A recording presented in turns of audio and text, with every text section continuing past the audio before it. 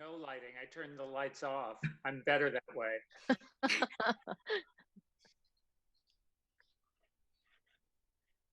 I just unmuted him. He muted him. There we go. There you go. There you go. It said I was muted because the host had muted me. I thought it was Yvonne, the iron fist of Yvonne raining down. I've unmuted you. Hello, everybody. Hello.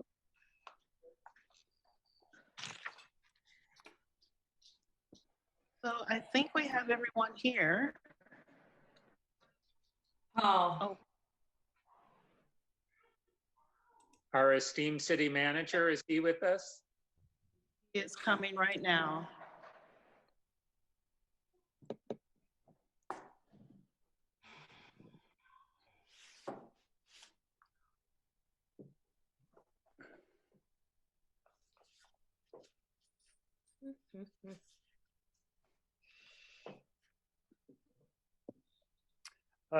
Paul, this isn't a dress rehearsal. Where's your tie?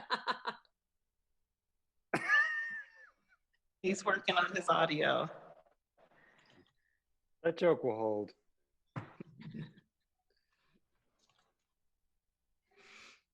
John Heilman, you have two screens on here. And you're muted. Oh.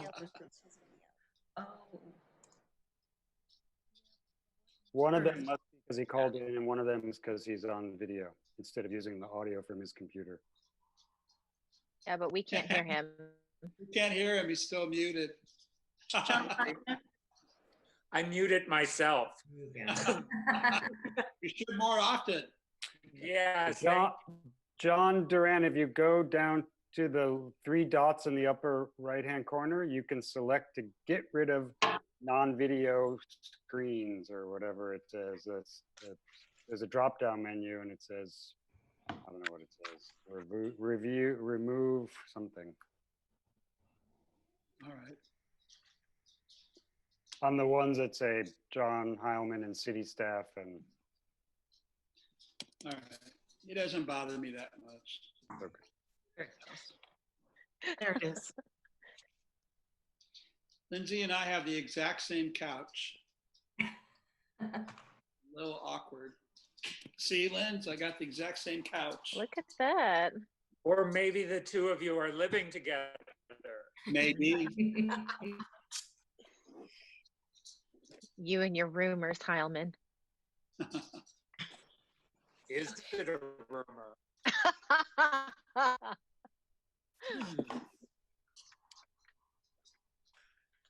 Okay, I think we're all here. We're ready. If you are there. Yeah. So you will have us begin. Yes.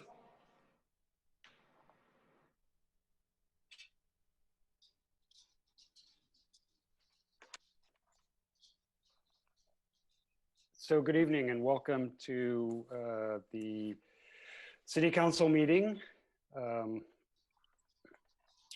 The City Clerk, would you all rise and join me in the Pledge of Allegiance?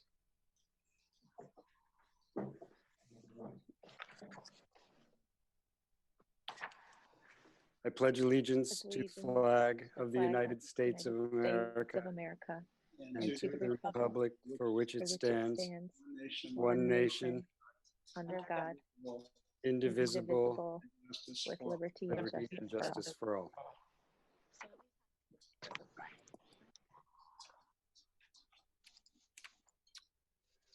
Okay, can we have a roll call, please? Yes, Councilmember Duran. Here. Councilmember Heilman. John, I think your microphone is muted.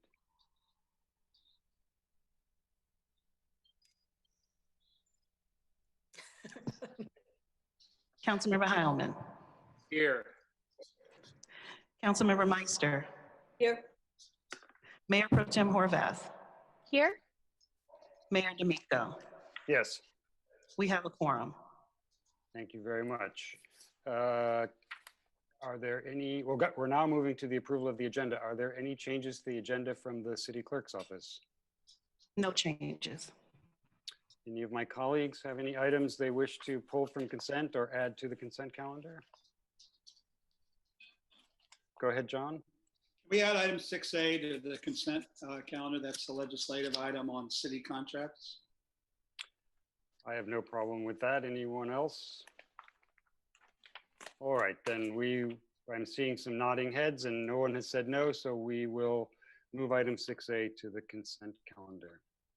Can I have a motion to approve the agenda? So moved. Moved by John Heilman and seconded by John Lorenmeister. It's been moved and seconded. All those in favor, say aye. Aye. Any opposed? Hearing none, we have an agenda. Thank you. Adjournment motions.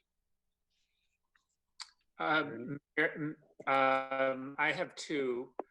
The first one is for our former employee, Jeff Skornick.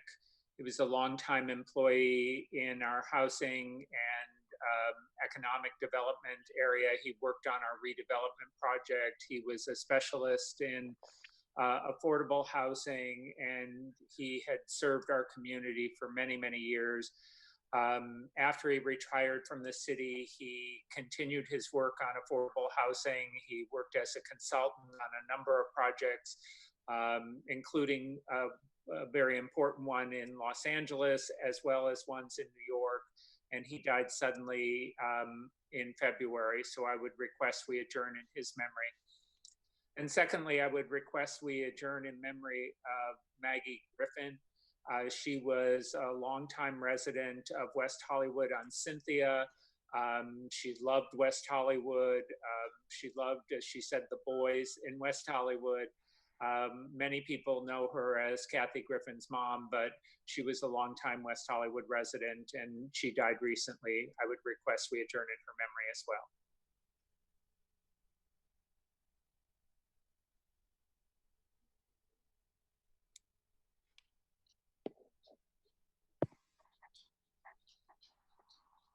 That's it.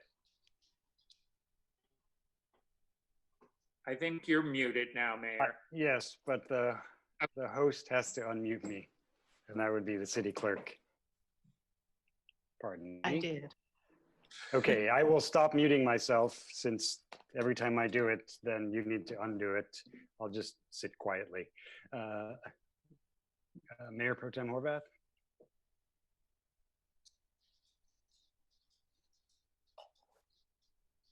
Everyone has the ability to unmute and mute themselves right now. Okay.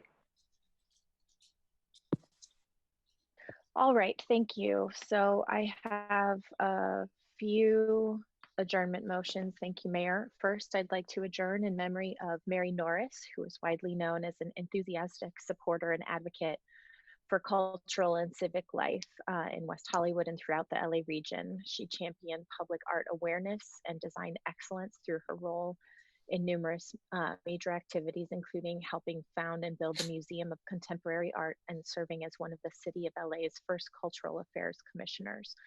And for over 40 years, she was an art consultant to corporations, public institutions, private collections, and the West Hollywood Public Library, the Ondas, UCLA, and Cedars-Sinai. We certainly miss her and will adjourn in her memory.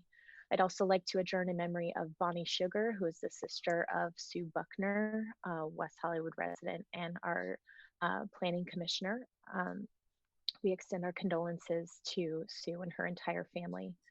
I'd also like to adjourn in memory of Ralph Hockman, who was born on March 11th, 1925 in Poland. He was the fifth of 10 children, and he and his uncle were deported together to Auschwitz, and he was imprisoned until January 1945.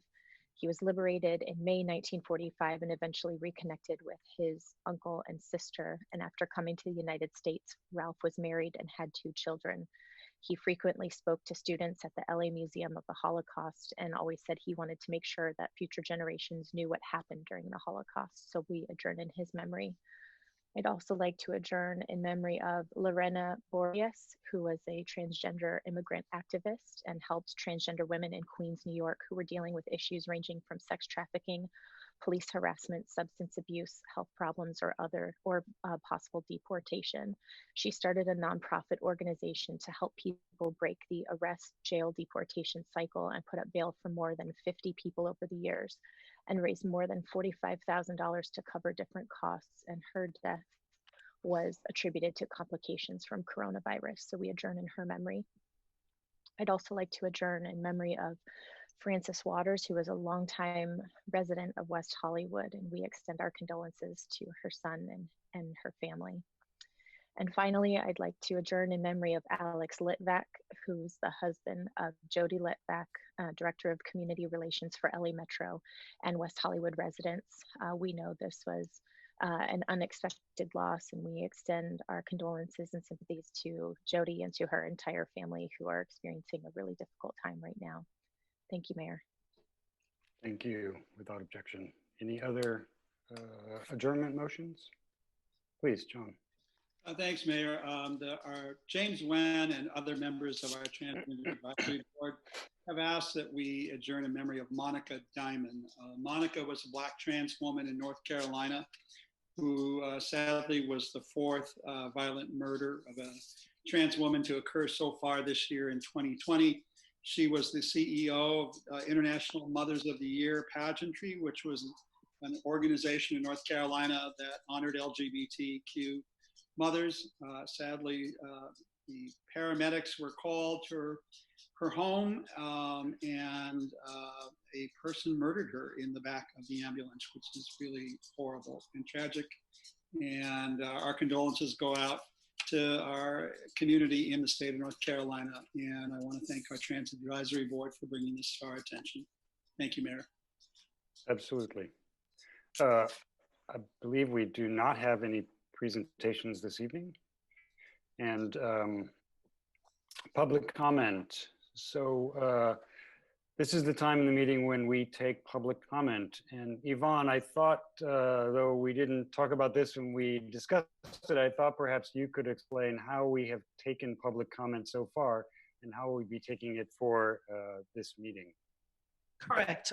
For individuals who wanted to submit an e-comment, they were able to submit an electronic comment online beginning last Wednesday all the way up until today at 4 p.m. Those comments were forwarded to City Council and placed onto the agenda packet online for the public. For those who wish to participate via phone, the information to call in is on the agenda. And we have about 2 or 3 people right now. One, I believe, would like to speak during general public comment, and then the other 2 during item 4A. So right now they're in the virtual waiting room until we get to that particular item or general public comment.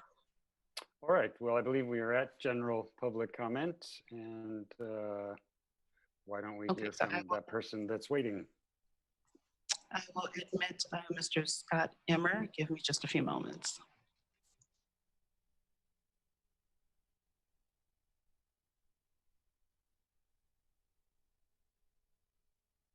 Hi, Mr. Emmer. You are on the line to submit public comment on item 2H. Are you there? Yes, I'm here. You may go ahead, and you have 2 minutes. Yeah, so I just wanted to make a comment on the construction that has been going on in the city, not only near where I live, but seemingly all throughout West Hollywood. And it just seems to be that, you know, with the Safer at Home ordinance that's across all of California and essential businesses being the only ones that are allowed to operate, that a lot of this private construction is still being allowed to go on while we're all, you know, stuck at home, unable to work, and obviously taking the safety of ourselves and everyone into account. So I wanted to know and bring it up to the council and to the mayor to see if something was going to be done in terms of curtailing the private construction that seems to continually be going on throughout the city. Okay. Okay, thank you very much. Thank you. I think all of us will be talking about a series of issues in the upcoming agenda items, and I'm certain construction will be one of them, Mr. Imler. That's the last public comment for general public comments. Is that correct? Actually, we have another public comment. Okay, Larry good. Block. Larry Block will be speaking on item 2D.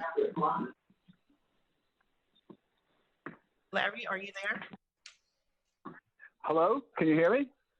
Yes, you Yes, have we 2 can minutes hear to you. speak on. You have 2 minutes to speak on item. Okay, hello. Okay. Hello, everybody. Larry Block, West Hollywood. Community spread is how this virus spread so quickly. Community spread is the reason West Hollywood has one of the highest infection rates in the county. These recommendations should have begun. 1, community spread can be prevented if residents wear masks. Our seniors and immune compromised need more than what the county dictates. 2, multifamily building owners should have been advised to step up cleaning procedures with daily wipe downs of front doors, elevators, and common areas. Our public information, 3, our public information office should be engaging the community with mailer updates and services and advice on how, such as we do for special events. WeHo Wish stepped up to be proactive and offer a free mask to residents who can afford one, seniors and disabled, to help prevent community spread. WeHo Wish donated masks for the staff at the Chamber Drive, to residents of Jewish Family Services for the senior meal programs, and more. Some of these programs could not deliver these services safely without a mask. Mr. City Manager, please put me out of business. It is time for the city to take over the mission of preventing community spread.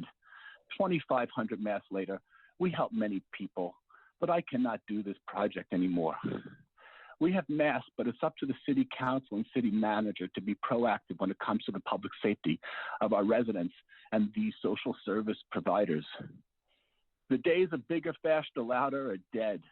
Before the shutdown, bigger, faster was crashing homeless all over, swastikas on local businesses, 6 shop windows broken along Santa Monica, knives and threats daily in the heart of our city. We don't need a bullet train through our city. It's a new era of telecommuting and social distancing. We need to rebuild our community village with new approaches and new ideas.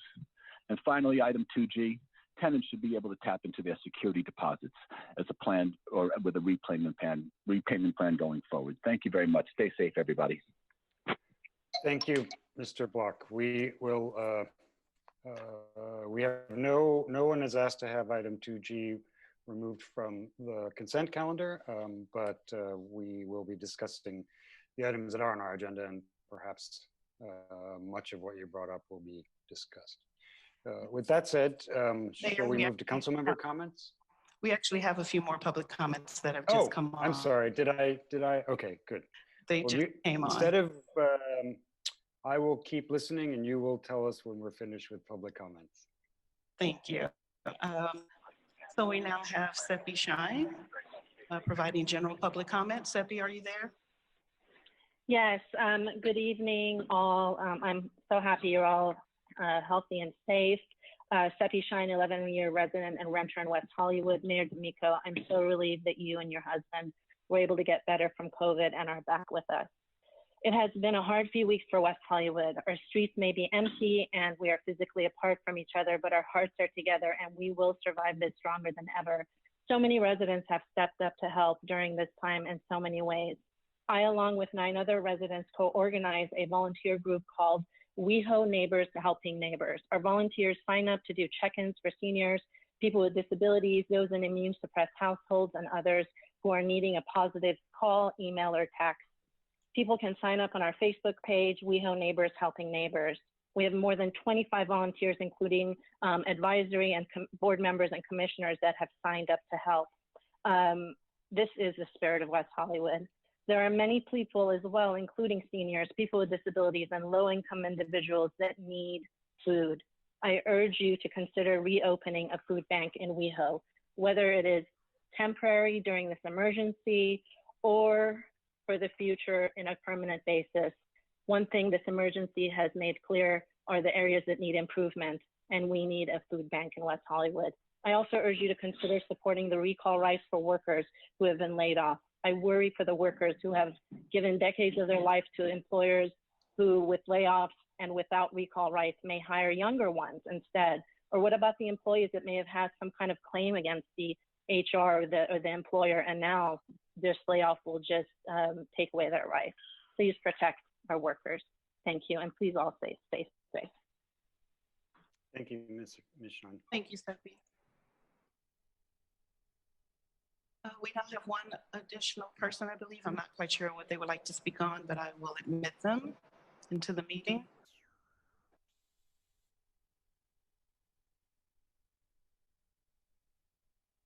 Good evening. You wanted to submit a public comment for the city council meeting. May I ask you to state your name and city of residence and the item you'd like to speak about?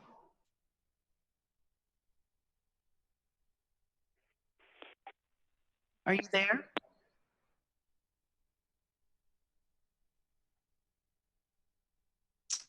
Okay, so we'll move on to the next person.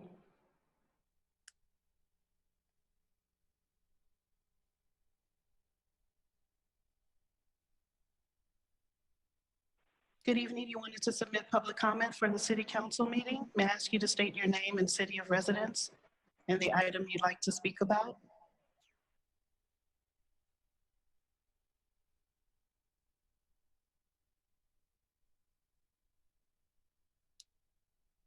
Okay, they hung up.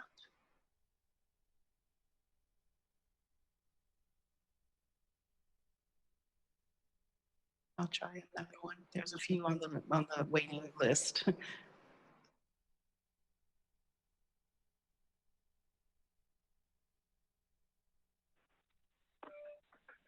Good evening. Are you there? Hello?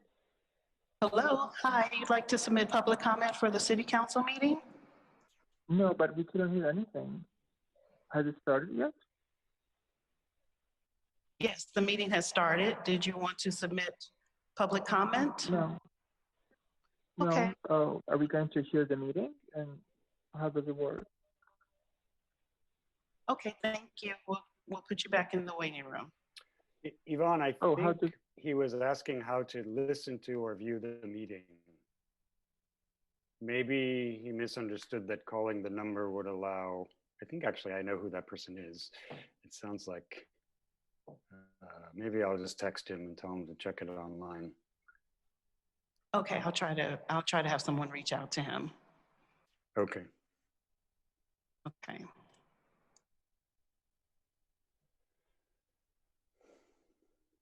Okay, maybe we can move on to council member comments, and I'll try to see who else is in the queue for public comment.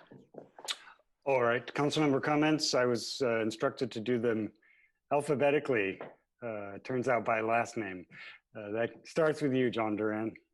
Thank you, Mayor. First of all, welcome back, John. I'm glad to see that you are in good health, and really happy to see both you and Keith restored to physical health. Thank you.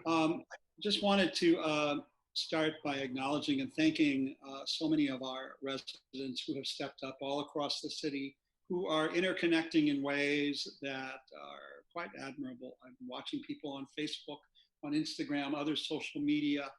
You know, we're a community that's used to gathering and congregating together. So it's especially hard when we're told that we have to remain separate and apart, and yet our people are finding ways in which to connect. That's being very innovative and creative.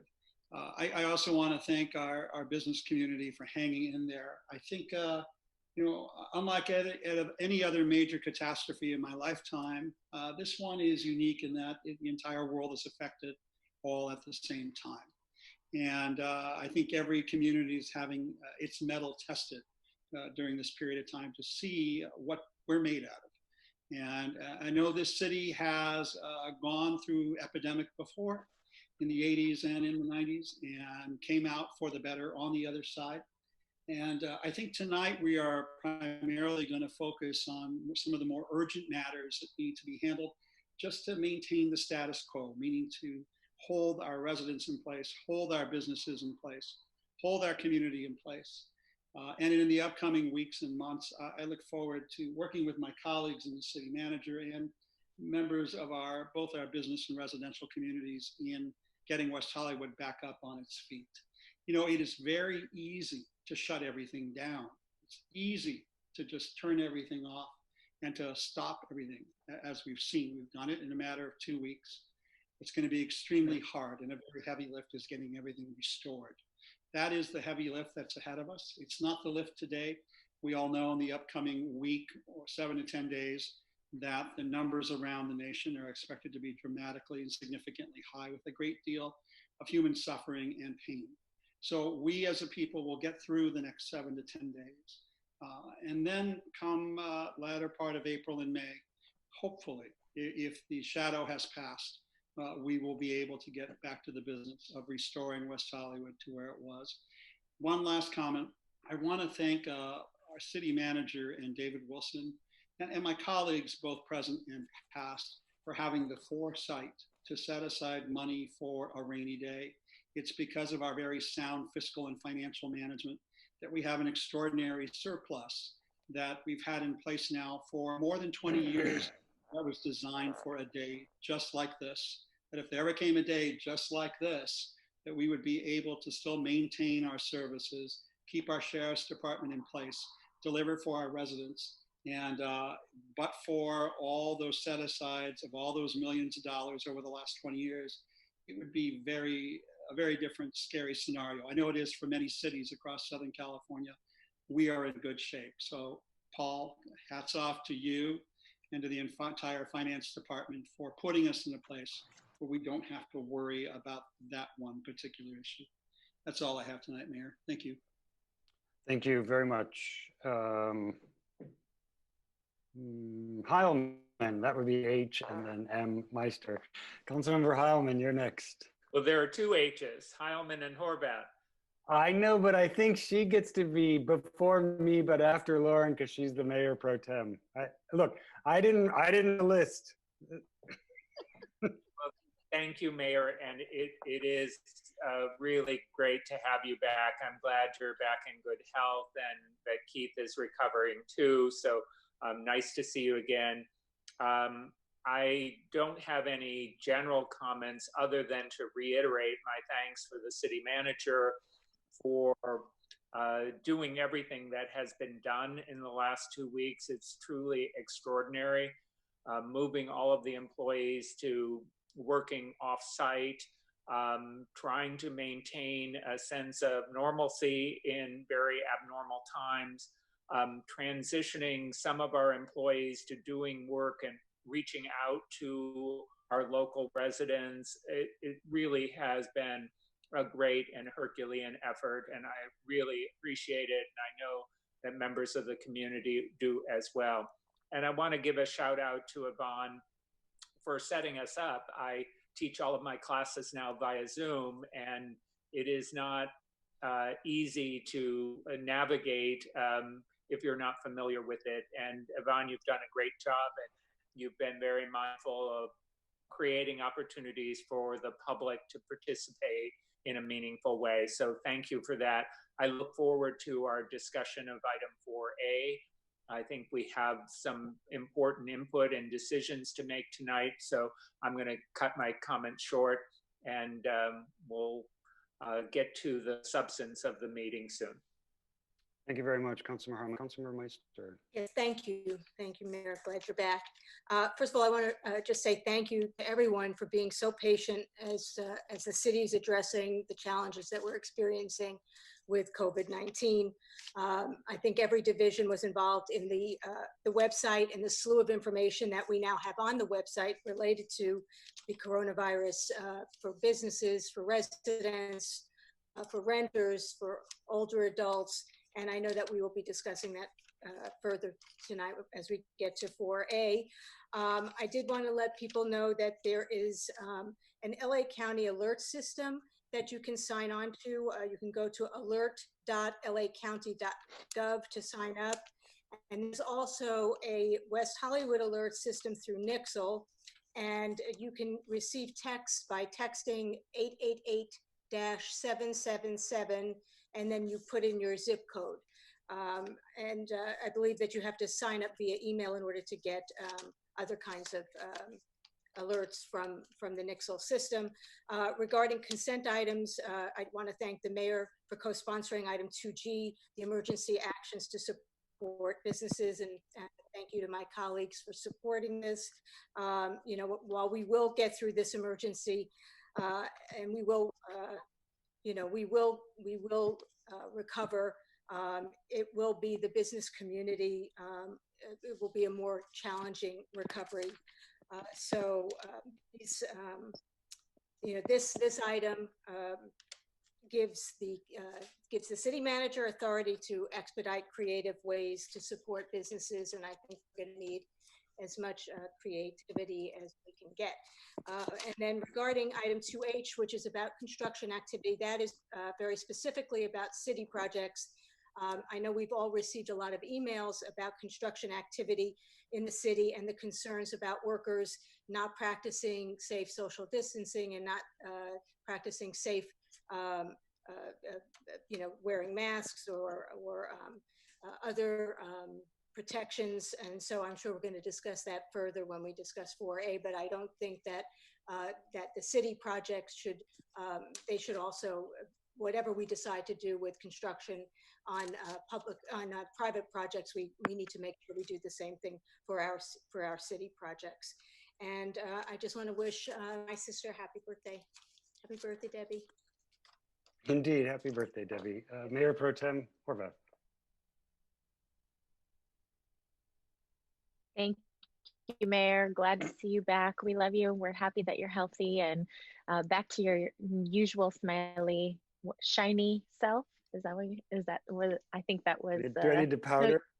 No, you had called one of our friends that once and you said, I want to be referred to that, referred as that.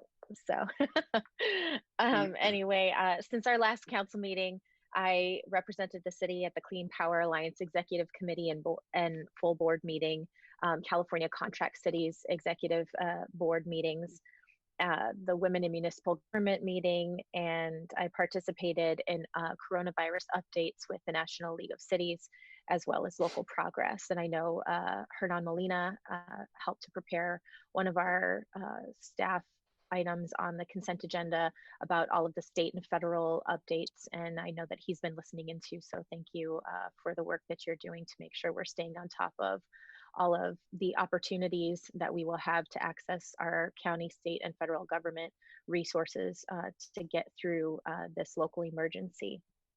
I participated in updates with both Spectrum News as well as a virtual town hall with ICANN and Congregation Kol Ami, and I want to thank them for those opportunities. I got a lot of positive feedback from the community about the ability to communicate in that way. And I know that the city put out a statement from our mayor out on our social media, and I hope that we'll continue to make opportunities like that available, helpful for the community to hear from us and feel that they're able to ask the questions that they need asked, even if they're not able to go online. A few updates. I spoke with Planned Parenthood with regard to the West Hollywood Health Center and learned that this is now the top location in the country for all women's health services, the full range of health services that are provided there, including abortion. And so it's critically important that we continue to support the West Hollywood Health Center. I know that they have recently reached out to the city for additional support given the expanded services that they're providing. And so I would ask the city manager to consider that request and to engage with them and see if we can provide them some more support in this time, especially in the face of restrictions that have been put in place by several states throughout the country. We are now seeing increased demand, not only locally, but throughout the country. And as America's first pro-choice city, I want to make sure that we continue to stand with them in this difficult time and make sure that all women, both West Hollywood residents and the women who need these important healthcare services, are able to access them. Also, domestic violence shelters in our area are in particular need of menstrual products, products for children, like diapers and other things like that. So if you have these products available that you're able to share and donate, they're are some resources on domestic violence shelters that support people in and around our community. And if you don't know how to reach them, you can reach out to me and I can make sure that you're connected. But they are in desperate need, and this is a difficult time as we're asking folks to stay safer at home. Some homes are safer than others, and so we want to make sure that every home that people are staying in is a safe one. Second, I know that there's interest in volunteer opportunities. While I know one part of our discussion upcoming has to do with Cedars, who isn't currently looking for volunteers at this time, I know that the state has coordinated an opportunity for service. If you visit serve.ca.gov, there are volunteer opportunities throughout the state, and you can find local volunteer opportunities to sign up for. If you are in good health and you are not in one of the vulnerable categories and can be out, there are opportunities to give back. And so they are looking for volunteers. The LA Labor Fed is also creating a volunteer corps with many opportunities to serve our community. The city's website and updated to include some information about those volunteer and donation opportunities. And they've also established a volunteer program specifically for all union members in good health. If you are interested in that opportunity, you can contact Claudia Magana, Claudia at thelafed.org. And finally, I just want to give a quick word about kindness. In this time of social distancing, we can start to feel disconnected, isolated, and alone. And so it's really incredibly important that we look in on our neighbors, that we check in on each other and make sure that social distancing doesn't leave people feeling isolated.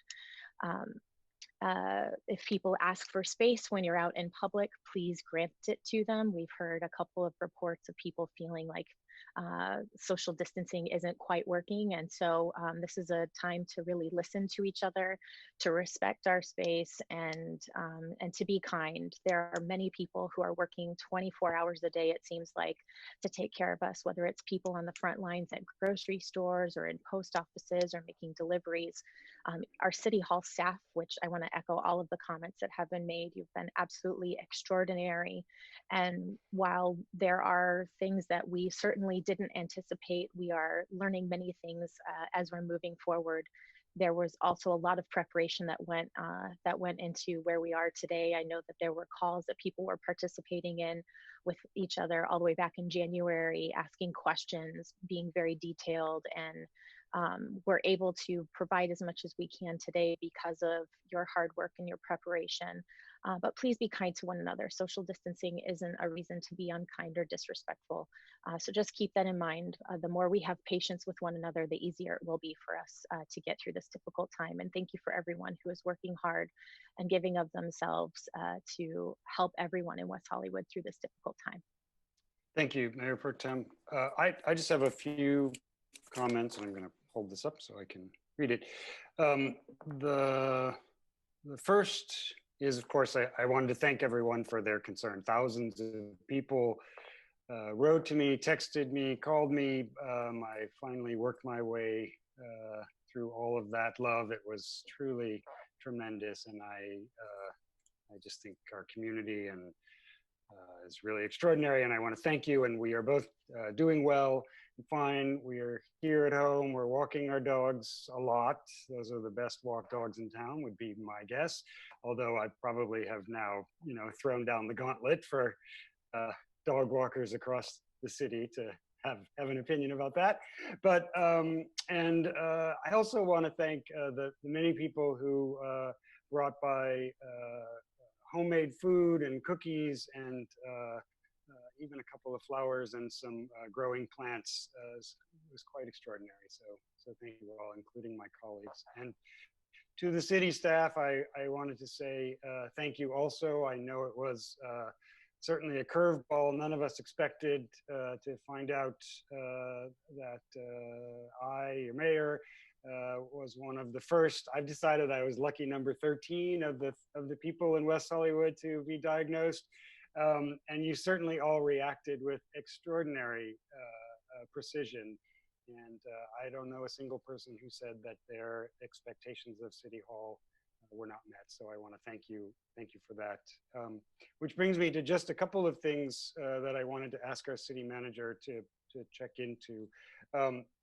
First of all, I know, Paul, in a separate conversation, we've had a discussion about how our Bluebeam advancement has allowed much of the production for community development to continue, but I was talking to a contractor today who mentioned that they can't pay online or they can't use a credit card, and they may have had it wrong because, you know, people come and go in and out of our city all the time and they're doing small jobs, but I just wanted to check on that because I think we want to allow, if we can, and there might be reasons why we can't do that, or it's the credit card that he has or something, but I just wanted to bring that up because I think as we talk about construction and the thousands and thousands of people who are employed in construction in our city, we want to make sure that we're doing what we can.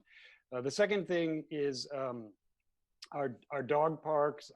My own neighbor, several people have had concerns about what's happening at our dog parks. I know we've assigned some of our staff, but ultimately it's going to be up to the people who use the dog parks to keep the dog parks open. I think we talked about that, but I just wondered if you could also address that.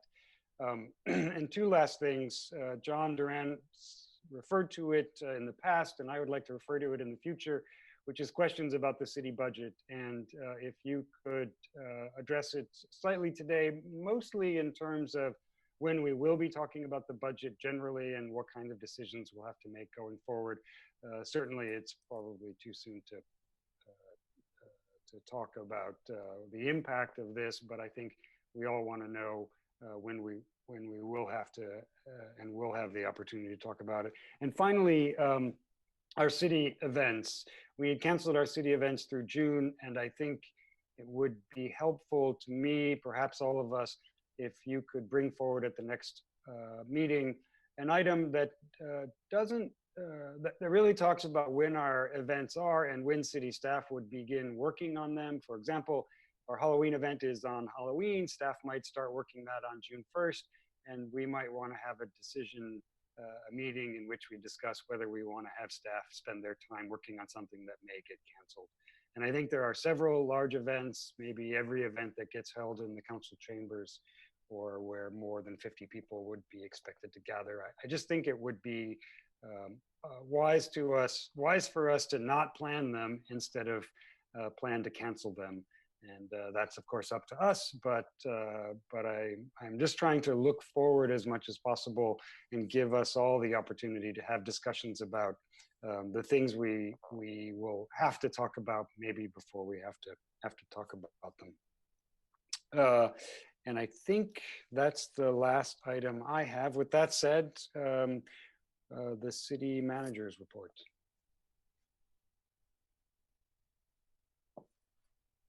You're still muted, Paul. I don't know if the city clerk unmutes you or you unmute yourself.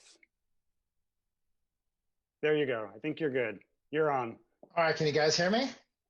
Yes. Okay, it's nice seeing all of you. And yes, a big shout out to Yvonne, who coordinated tonight's meeting. As we look at the current situation we're in, it took 35 years of growth and relationship building to prepare us for this current crisis. We were able to, flip a switch and go to a totally remote city hall in 24 hours. And that's because you've given us resources and technology that enabled us to do that. So a thank you to the council for your vision and your leadership and support in those particular areas. I have somewhat of a lengthy report. I'll try to get through it as quickly as possible. Some of the things in my report were questions that did come up from the council and some of the public comments tonight. It may be redundant also with item 4A, but I'm just going to go through my list. The upcoming budget, this was supposed to be the first year of a 2-year budget cycle. The recommendation at this point is to move forward with basically a year 3 of the budget. and try to maintain as much of status quo as we can. Right now, we're looking at a projected deficit for this fiscal year of roughly $15 million. We're easily going to be looking at another $15+ million gap in next year's budget. And we're going to have to balance that while recognizing that we still have to deliver the valuable services to our community. Our budget's always been structured in that we have both operating costs, but significant capital projects that are in the budget and significant contracts in our budget that allow us to slow some of those initiatives down to help reconcile the budget.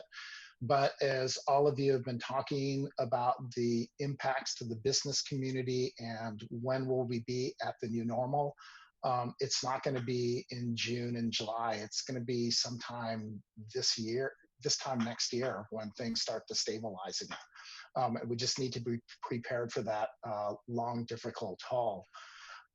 With that, one of the questions that's asked is about major events that are coming up. We can provide to the City Council a list of those events in a workflow timeline at the next council meeting. It is something that we're going to have to seriously look at for the fall. Is anticipated that there could be another surge in the virus, and at that point, what should we be doing as a city, especially when it comes to any type of event. So we'll bring some information to the council at the next meeting. As Councilmember Meister mentioned, we're rolling out the Nixle alerts. These are advisories that are sent to people via text messages to mobile numbers. Currently, we have over 4,000 users. We'll advertise information how to enroll on our website. We can also do alerts to landlines. There's an option for that. Currently, we have over 25,000 users on that application. There you'll receive a voice recorded message, and it'll provide you resources and information that you can find on our website or by calling a specific number. One of the issues that has been coming in terms of calls at City Hall have been related to construction sites.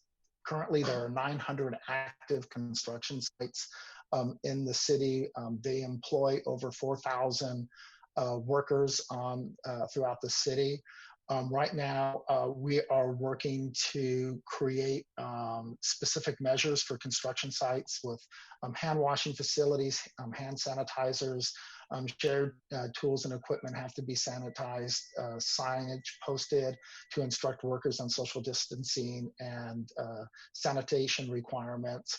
Also requiring all of the projects to sign an agreement with the city that they're going to follow these procedures, and if they don't, we will shut them down. The other issue that came up was the dog parks. We're also having social distancing issues at our parks. We're putting up signage and notices for people to maintain social distancing, and for the most part, they just come and move the signs and sit with their friends.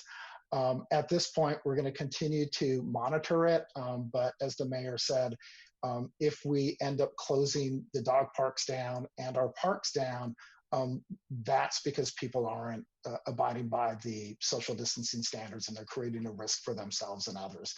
So we're trying to be patient with the community, but as everybody knows, this is a major crisis, and we can't allow folks to be in an unsafe situation. So that's something that we're going to be actively working on this week, and there's a probability that we will put out a notice early this week that the parks and the dog parks are going to be closed. Social services, I do have more information that we can share when Lauren and I do talking on 4A. Since March 16, the social services We've received over 105 requests for rental assistance. We've granted over 75 requests in the amount of $65,000. So our money is going to our social service agencies and they're spending it. We're asking for additional resources tonight and we're real sure that those resources will be used. In regards to the question that Mayor Pro Tem Horvath raised regarding Planned Parenthood, we're glad to reach out to them to talk with them about some of their financial needs. We do have social service contracting. It's a pretty strict requirement, and I'll work with the city attorney on that as well. If there's any flexibility that goes beyond the specific service for residents, if there's other things that we can do. So that's a call that we could put out to them. Business resources, we continue to work with the business community. Some of the things we have are posted on our website. We have a lot of resources. We have a business toolkit with updates on the CARE Act as it relates to our businesses. We're also going to be doing 2 webinars, one on the Paycheck Protection Program and one on legal resources and insurance. And that's one of the big legislative challenges we're having right now. Highlights for the workforce subcommittee include updating the website on most up-to-date resources. Again, information on the CARES Act as it relates to unemployment, gig economy workers, etc. Daily updates of local job opportunities. The addition of how to help section for donations. We're going to be hosting a virtual job fair. And we're also doing another webinar for job assistance programs this week, and all that information is available on our website. Lastly, questions are coming up about the city having a food bank. We do have a food bank, and SOVA is our contracted food bank. They provide food services packages twice a month. Right now, they're all being home delivered. Right now, you do not want to open up any type of food bank or retail use where people congregate. So at this point, we are taking orders and we're delivering them to individuals. Some people are inquiring whether or not they can donate food and resources to the city or to the pantries.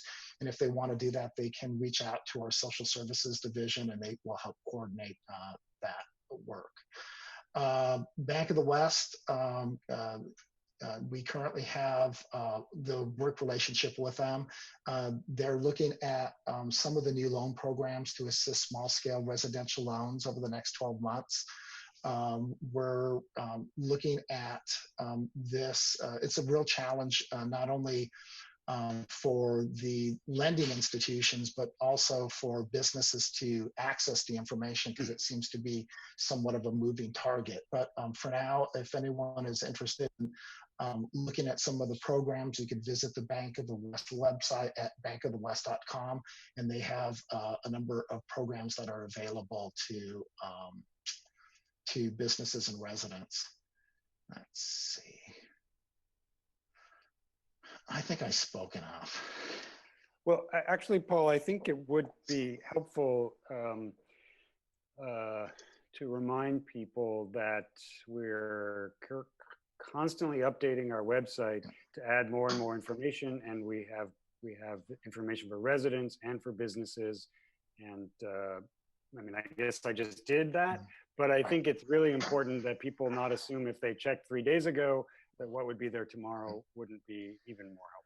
Yeah, over the weekend, while we're all kind of living day to day in the current COVID-19 crisis, it's like watching a train wreck, and we can't help but watch the news and listen to reports on it. It just seems to be never-ending streams of information coming at you. And one of the things that came out of one of the experts who's actually working on one of the responses for the CDC is kind of the quote that it's difficult because we're building a plane while we're flying it. It's just really difficult, and a lot of information's changing. A lot of information between one day and the next day is completely different.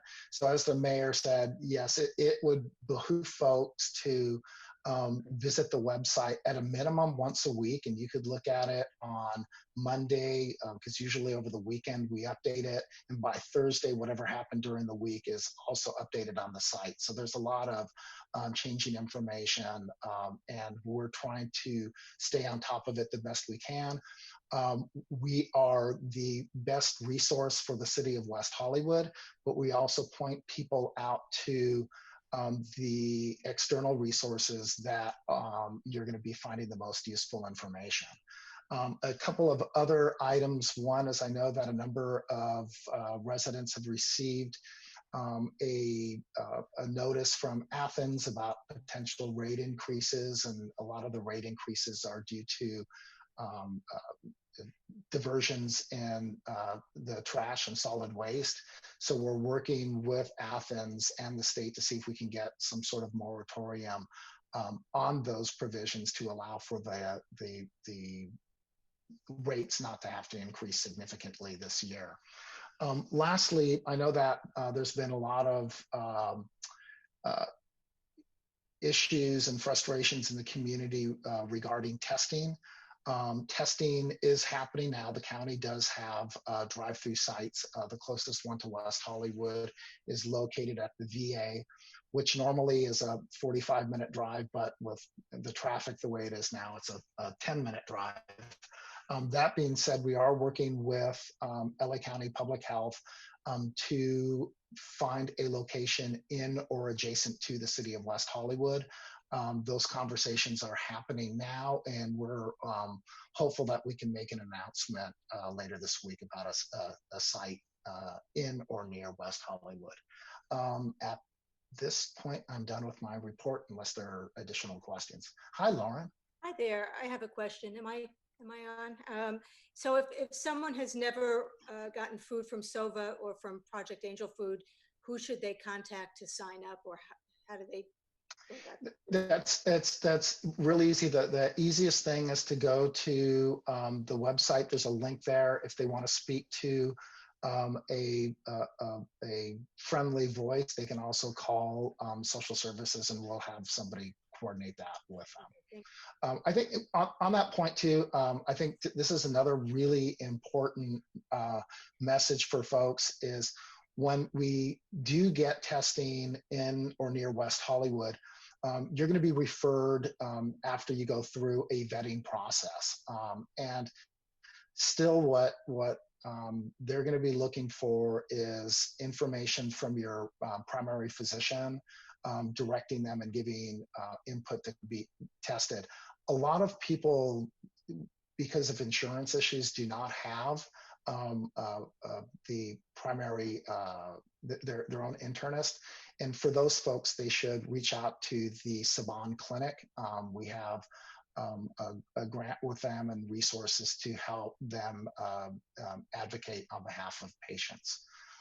So that now concludes my report. Thank you. Yes, John. I have a couple of questions for the city manager. Paul, regarding construction, I mean, this is an email that a lot of us get every week. Can you explain to the community about the governor declaring that construction is an essential function and something that we can't stop, but we can regulate? Exactly. It's identified as an essential service. You are seeing, though, a trend in different communities and different cities shutting some construction sites down. I think both clearly from a health and safety perspective, we need to make sure that they're abiding by the safe distancing standards and that they are protecting their employees. The last thing we want is to be adding to the crisis. At the same time, the last thing we want to do too is, for convenience, shut down, close to 1,000 job sites and have over 4,000 people out of work when the economy is bad enough for everybody. But at the same time, the health and safety concerns are number one. and this is something that if the contractors aren't following the safe practices, then we will shut them down. And Paul, one more question for you. I think in the upcoming week, we're going to start to see triaging happening around the country without enough ventilators or hospital beds. Can you update the community on what Cedars is telling us? I think most of us see Cedars as our hospital in terms of whether or not their beds are filling up and what sort of contingency plans we may have in the event that they run out of beds at Cedars. I'm not going to speak to Cedars specifically. I think just from a county-wide perspective, and Kristen will start texting me if I get this wrong, and then I could correct myself later, is because a lot of elected procedures have been canceled, that as of now, you are seeing capacity in many of the regional hospitals. That being said, it's anticipated that the surge in California and in Los Angeles is going to happen over the next 3 weeks. And I don't want to say that there's capacity now, because that capacity could be gone in a week. So right now, they're doing everything they can to maintain flexibility capacity. They're looking at resources that are outside of hospitals in terms of repurposing other facilities that could be used as backup for the hospitals. So all of that is in the pipeline, and the county public health and all of the municipal partners are really running at top speed to make that happen. All right, if there's no other questions for the city manager, we'll get the fiscal impact on the consent calendar from the city clerk. Oh, one more thing. The mayor did ask about the credit card payments for, and we did have something set up temporarily to do that, but we actually signed the contract now, so it'll be just part of regular business, and that's done. So effective, hopefully tomorrow or Wednesday, it'll be a smooth transaction. And I actually have to correct myself, because Yvonne, the city clerk, had asked if we could have time for some more public comment. I guess 5 or so people have called in. So we're going to do that next, and then we're going to vote on the consent calendar. Okay, thank you, Mayor. I will start the public comment.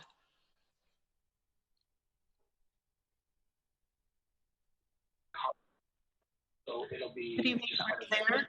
You may speak under public comment for 2 minutes. Hi, great, thank you. I'm going to turn off this, turn off my watching the meeting. Okay, great. Should I start now? Yes, you may begin. Okay, hi, honorable members of the council. This is Charlie Carno from Unite Here Local 11. As you know, thousands of hardworking West Hollywood residents in the hospitality industry have lost their jobs. Right now, unlike Santa Monica, West Hollywood has no law that ensures that these workers can return to their jobs when the coronavirus crisis ends, may it end soon. We've already seen what the lack of such protections mean for workers at the Chateau Marmont, which is right next to West Hollywood. According to worker reports at the West Hollywood adjacent Chateau Marmont hotel, the hotel told workers they would be terminated. They lost their health insurance, and there's no commitment to recall workers when the hotel recovers. One of those workers, Walter Almendarez, was quoted in CNN saying, I'm fighting to help pass a law to give workers protections in the hopes that when the crisis is over, I'll be able to get back to my job. I'm very, very worried. Honestly, we're really worried. He's a new father, and he said a baby not having health care. Your role in this crisis is to answer the worries of hardworking people like Walter. After 9/11, the city of Santa Monica passed a worker job security law to ensure that hotel workers displaced by the economic impact of 9/11 could return to work in order of seniority when business returns. Please support a similar worker recall and retention policy for hospitality workers here in West Hollywood, and health and safety to all. Thank you, Yvonne, for putting this public comment together. Thank you. To recall workers when the hotel recovers. One of those workers, Walter Almendarez, was quoted as saying, I'm I'm fighting to get back to my job. I'm very, very worried. Honestly, we're really. There seems to be a delay. Someone was watching it and didn't mute themselves. Okay, I'll try to pull up the next caller. Hi, are you there? Would you like to speak under public comment? I think so. Can you hear me? Yes, we can. My question is, how do if I want to ask about, I think it's something you guys haven't talked about yet, but it's on the list for the commercial tenants in terms of moratorium. Is that coming up still? Yes, sir. That is item 4A. Okay, so then I'll just wait for it. Okay, thank you. Thanks. Okay, the next person.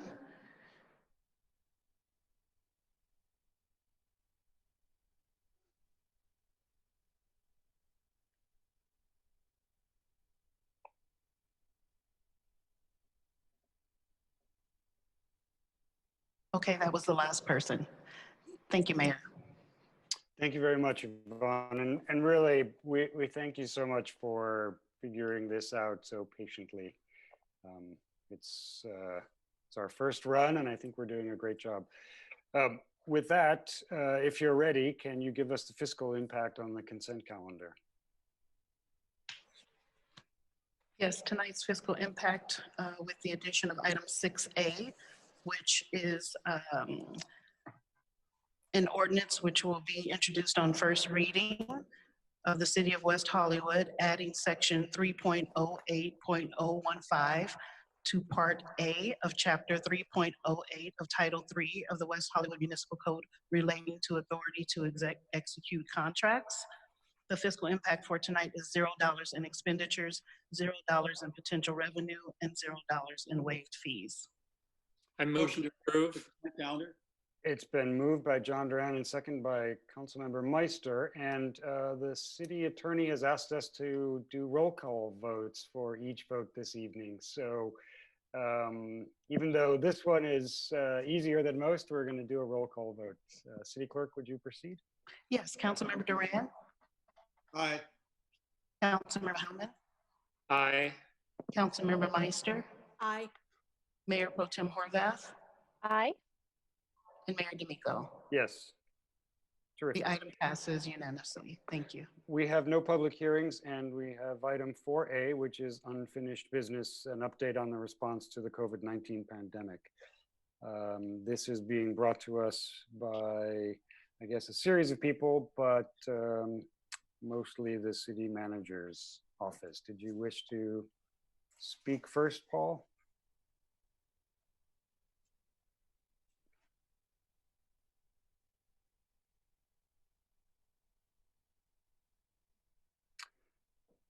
And I know you're trying to unmute yourself. There you go. I'm unmuted. I was going to say no. I'm sorry. Maybe we should unmute Lauren Langer while we can so that she doesn't struggle. Yes.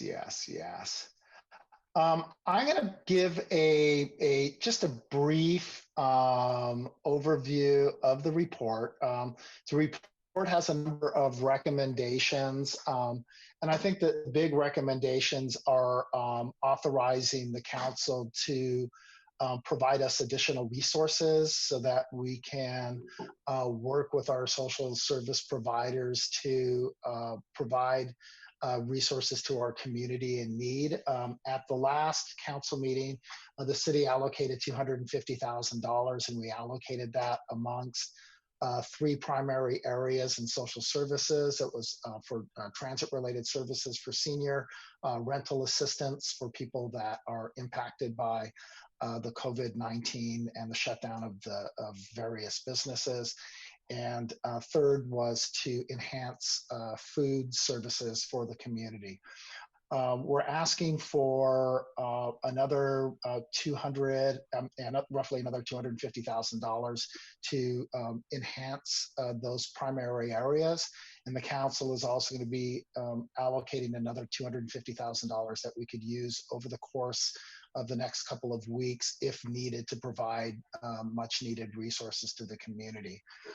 In the staff report, there are a number of specific items that we're going to be requesting specific direction from the council. And I'm sure that the council is going to want to have a general conversation too on areas that you think we're hitting the target and areas where we may not be. And we're going to be seeking additional guidance from you in those particular areas. Lauren Langer is still muted, so I'm going to keep rambling until she's unmuted. Oh, she's unmuted now. So I'm going to pass the mic to her if she has any more detail that she'd like to provide for the council. Yes, I can provide a few other pieces of information. I was muted so no one could hear my 4-year-old crying, but hopefully you didn't. Okay, so Paul went through the first 4 recommendations on the staff report, and then at the bottom, items 5 and 6 are 2 documents that are recommended you adopt tonight. So I'll just talk you through those pieces, and then as Paul mentioned, we can talk about the various topics and answer any questions. Item number 5 is to ratify the city manager's executive order that he issued with some business relief measures about a week ago. And in addition to ratifying what Paul has already adopted, there's a few additional recommended measures that staff recommends that you adopt. One of which is deferring assessments for business included in the Sunset Strip Business Improvement District. The payments were due on March and began accruing late fees early March, and so staff recommends deferring those payments until July. Staff recommends tolling the period for outdoor dining encroachments and valet meter encroachments. Those were prepaid in advance and businesses are not able to use them at the moment. So if you toll the time that they're before they expire, they'll have some paid time left on them at the end of the period when we're back up and running as normal again. The third item to add to the ratification resolution is to require extra time on all posted notices for planning projects, to extend it an extra 10 days. And what that does is it gives an extra 10 days for public commenting on any particular projects. We have not received any relief from the state on any state imposed deadlines for taking certain planning actions. And until we get any relief from the state, the planning staff may need to move forward with processing some applications. And so this additional 10 days of posting will provide the public more opportunity to comment. And then the fourth is to toll the deadline under the seismic retrofit ordinance. Some of the deadlines are fast approaching and residents are very worried about inviting inspectors in their homes and perhaps some of the cost. And so staff is recommending to toll the deadlines under the seismic retrofit ordinance during the period of local emergency and 1 month beyond that to allow them time to get those reports and deadlines met. The second document that we brought before you is another urgency ordinance to add on to the original urgency ordinance that the council adopted on March 16th, the night that you declared local emergency. So on that night, the council approved a residential eviction moratorium.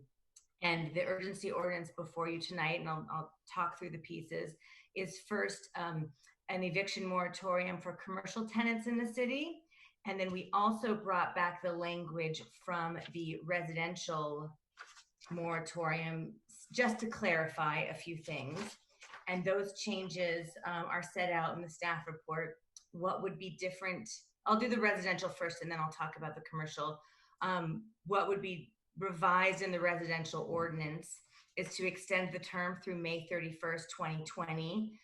The original term was only 60 days from March 16th, and this would put it in line with the proposed commercial eviction ordinance and the governor's order authorizing these actions. The second clarification in the residential moratorium ordinance is to clarify that tenants can provide, is proposed to clarify that tenants can provide documentation or an explanation of the financial impact that they're suffering. We've received reports from tenants that it can be very difficult for people in certain industries to demonstrate their loss of income. when, for example, maybe they're an independent contractor and the work is no longer coming in versus actually having been laid off by a larger company where you would have something in writing. So the recommendation there is to explain that tenants can provide documentation or explanation. The ordinance encourages landlords to adopt rental payment plans. And then if you notice on the agenda, we posted a supplement on Friday afternoon, which includes a few additional corrections. And so I want to go through those because they're slightly different than what was in the original staff report.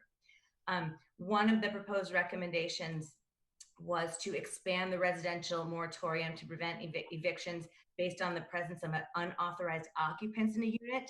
People may be sheltering in place in a home that's not their standard home. A couple people may be forced to live in a unit or live in a home that probably may not have been anticipated in their lease, but this is an unusual circumstance and people are doing what they can to follow the county and state health orders. So there's a proposal to not only have a moratorium on evictions for non-payment of rent, but also for situations where there may be more people in the unit than was originally anticipated for this short time.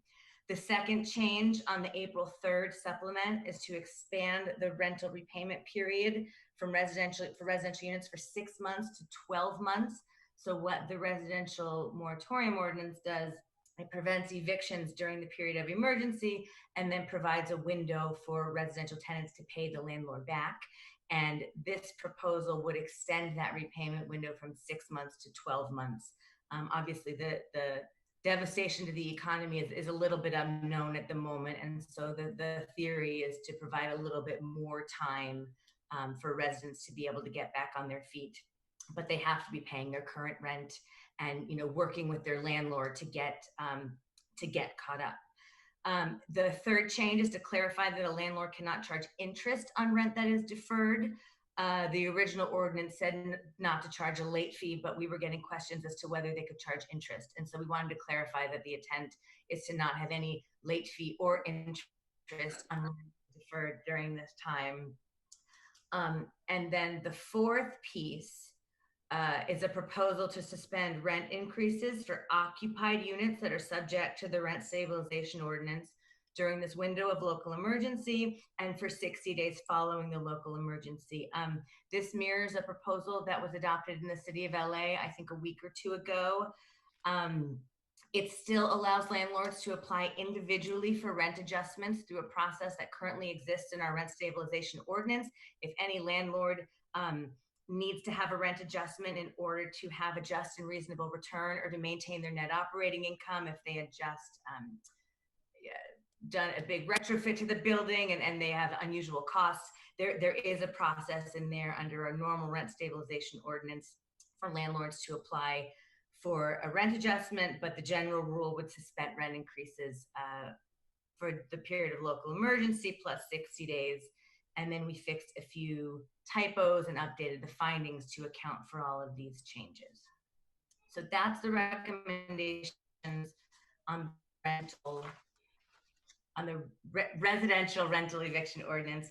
The second piece of the urgency ordinance that's proposed is a commercial eviction moratorium, and it reads very similarly to the residential eviction moratorium. It's for businesses that are closed either voluntarily or by mandate or limited in operations to prevent spread of the virus. They must notify their landlords in writing of their inability to pay rent within 30 days and explain the ways in which they've been financially impacted. And this provision does require documentation because a business is probably in a much better situation to be able to prove how they've had loss of revenue, loss of income, or been financially impacted or closed by these county health orders. So it requires documentation.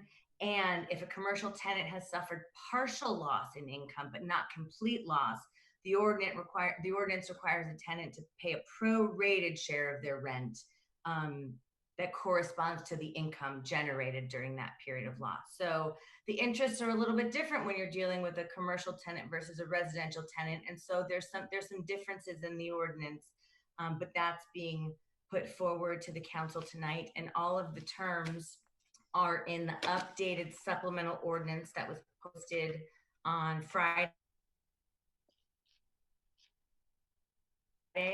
The changes between the original line, so you can see for the public who wants to know. And those are the two documents we request the council to approve tonight as part of the recommendations. Madam City Attorney, Mhm. your screen froze just as you were saying when it was posted. So say it again so we can all hear it. And then I have a question about some of these items are simple majority the council is needed, and some of them are emergency items. Do they require us to do anything special to vote on them? Oh, that is a very good question. So the revised ordinance was posted on Friday afternoon, so it's with the agenda item. So anyone can go to the ordinance on the city's website and find the revised ordinance. The resolution ratifying the city manager's executive order is just a simple majority. And because we're doing an urgency ordinance that goes into effect immediately, it requires a 4/5 vote of the city council. Thank you for reminding me about it. So we have some public comment, and while we're listening to public comment, if any of my colleagues wish for us to separate out those that require a simple majority from those that require some additional support, perhaps let me know and we'll vote on the more mundane things first and then pick up the others. Mayor, Yes. just a quick question for the city attorney is how much time do businesses have to pay back any rent that they were not able to pay? Is that also a year? Or is that As 6 months? as proposed in the ordinance, it's 6 months. Thank you. Okay, shall we hear from the public, or are there more questions or comments before we do? All right, City Clerk. Hi there. We have Nick on the line. Hello. Hi, Nick. Can you state your full name, city of residence, and you may speak. You have 2 minutes. Thank you. Nick Remedio, city of residence is Beverly Hills. Proud to work in West Hollywood as the general manager of Lapeer Hotel, as well as the chair of the West Hollywood Chamber of Commerce and the West Hollywood Design District. And proud to be on the board of the Travel and Tourism Board of West Hollywood as treasurer. So I just wanted to take a moment first to kind of lead off with some thanks. Absolutely, we have to thank you, the honorable members of our city council, for the leadership that you're providing, not just here at these meetings, but also on all of your social channels and your personal outreach. I definitely want to thank Paul and the city staff. They've been absolutely incredible through this. The communication has never been stronger, and it's been comforting in these difficult times. And then I'd be remiss not to recognize Tom Keeley and his team at the West Hollywood Travel and Tourism Board, as well as Genevieve at the West Hollywood Chamber of Commerce, both of whom have been working tirelessly as this process or this crisis has unfolded. So I just wanted to share a couple brief thoughts in that I feel that collaboration has never been stronger. As I talk to various members of the business community, from hotels to restaurants to retail, to the landlords, that collaboration is really at the core so we can get through this together. From the efforts on the commercial rent moratorium and the comments that we submitted, to beginning the process of brainstorming on how we can be prepared for the new normal. There's a lot happening in terms of bringing people back to work in the hospitality industry. We've provided information on that. And I just want you to know that you can be personally assured that the hotel community, that the business community is committed to bringing everyone back to work to restore our services and amenities. And we're committed to working with the city staff and you, the council, and weathering the storm in it together. So I just want to end with thanking all of you for being here tonight. Know that we're out there on the streets, social distancing, yes, but working really hard to keep our economy going. And just a final word, Paul, that beard is looking great. Thank you all very much. Thank you very much.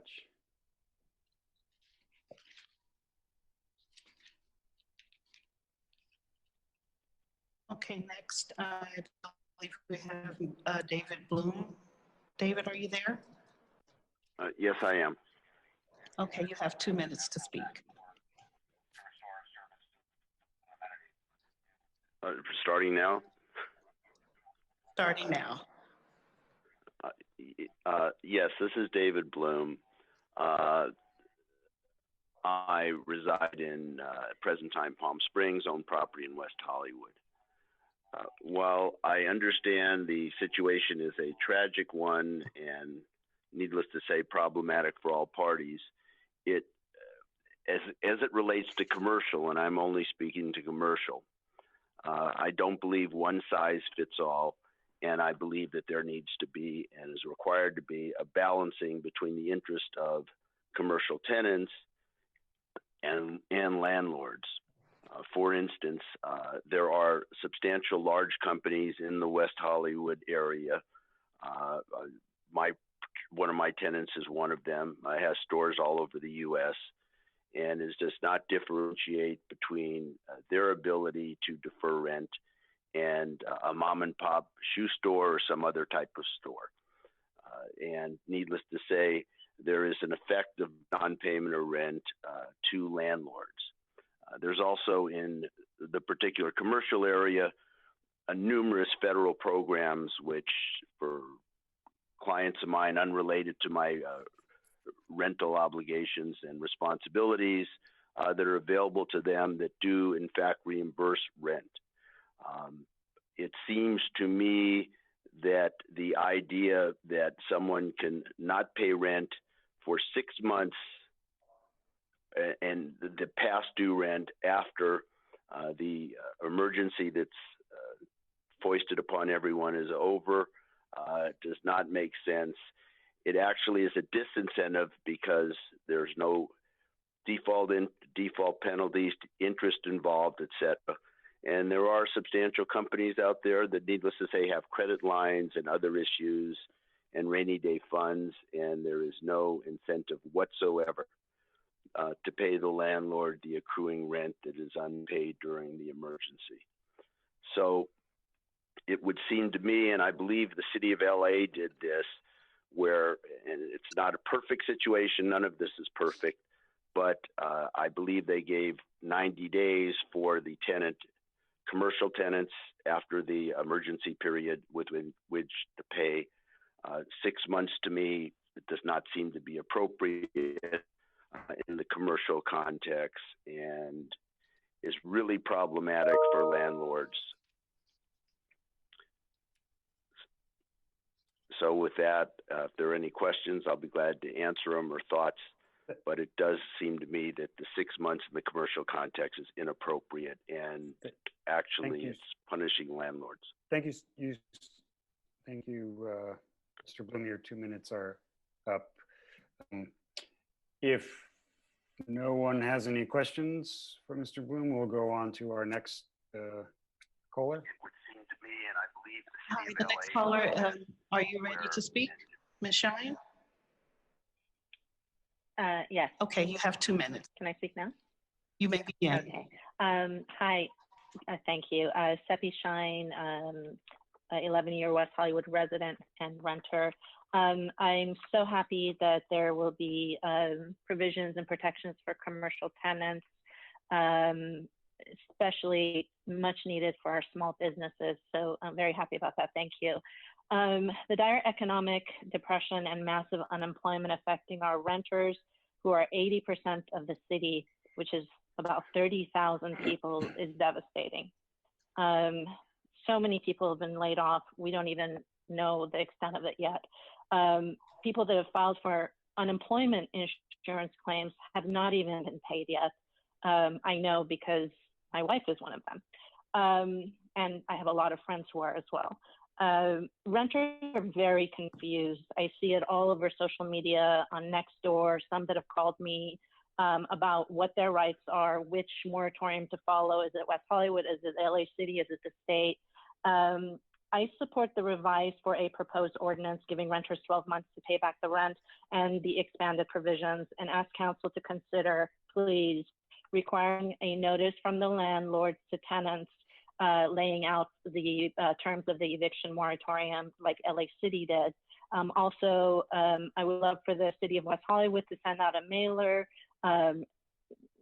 sooner than later, letting residents know all the terms and who they need to call to find out more information.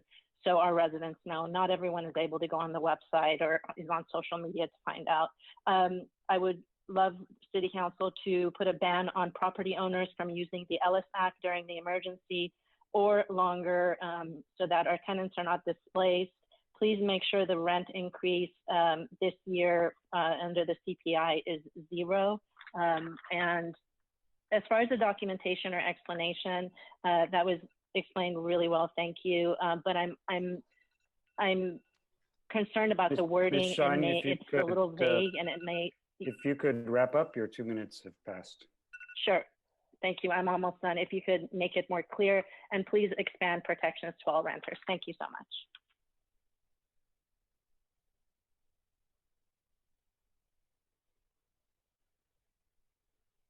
I believe that is our last speaker. All right. I will try one, I'm sorry, I will try one additional person. I'm not quite sure if they want to participate, but I will see if they do. Thank you.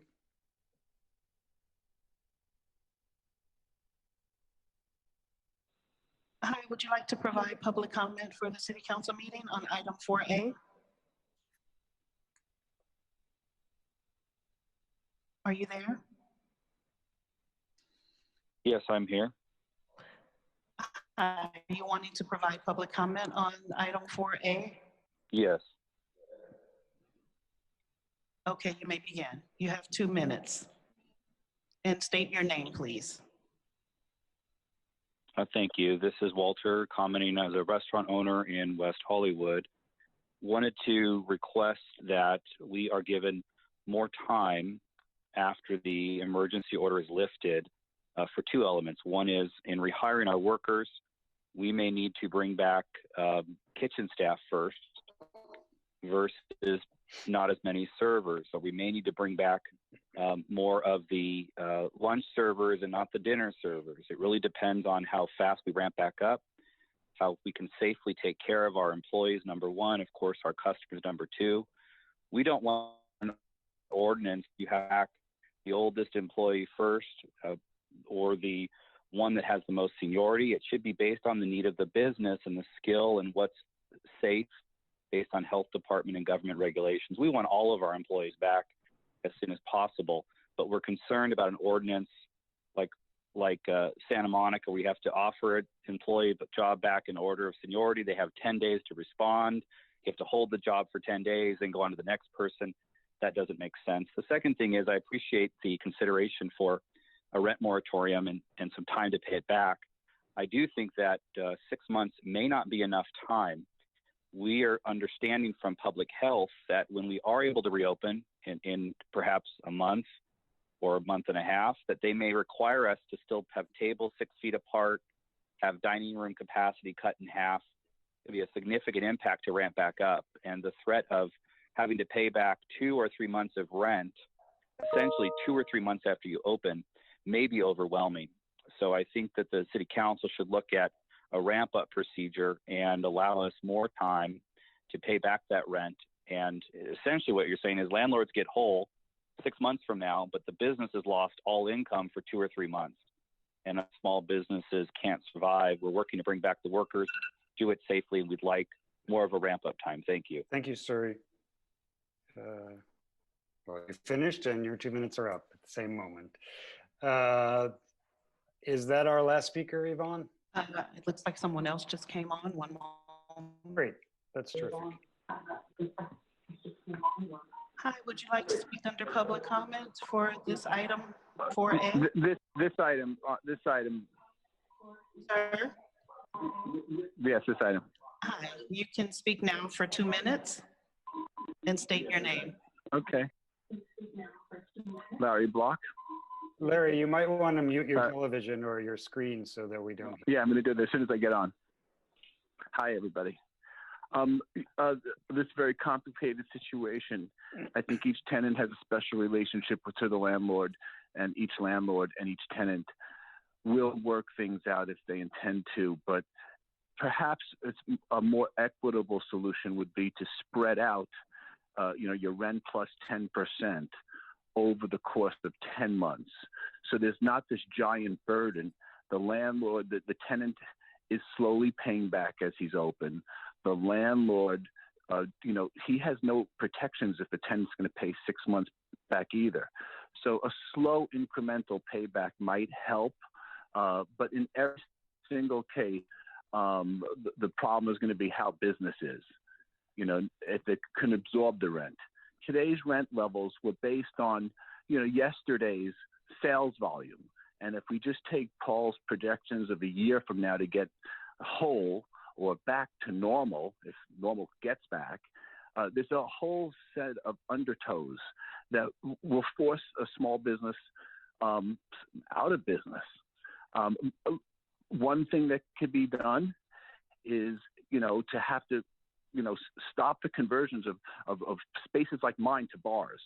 Because if you take a space like mine and my landlord has the chance to say, turn it over into a restaurant or a bar like every other, kill the community village. And so, there's no protections in that case. I think I just lost you guys. Nope, we can still hear you. Oh, and so in that sense, but I know it's each tenant can work with their landlord on, sorry, it's calls coming in. Anyway, thank you very much. I'm sure you guys will do the best, but it's still going to come down to each of us and our relationship to our landlord to do the best we can do together if we want to stay or if it's time to go. And that context. Thank you. Thank you. Thanks, Larry. Your 2 minutes are up. Okay, our next speaker, can you state your name, city of residence, and you have 2 minutes to speak. Thank you, Yvonne. My name is Robert Lowe, and I'm speaking on behalf of as a resident of West Hollywood.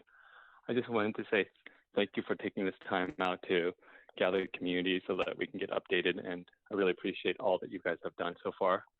I also wanted to acknowledge that I know that we're going through a very difficult time, and a lot of people are unaware that I've created a mobile app that would allow people to do bartering and favors. It's called All Set Community. And it's a way that people can help each other through this tough time so that before we get back to that normalcy that we think we're going to be able to accomplish. It's ALSET community, and it's both on the Apple and on the Google.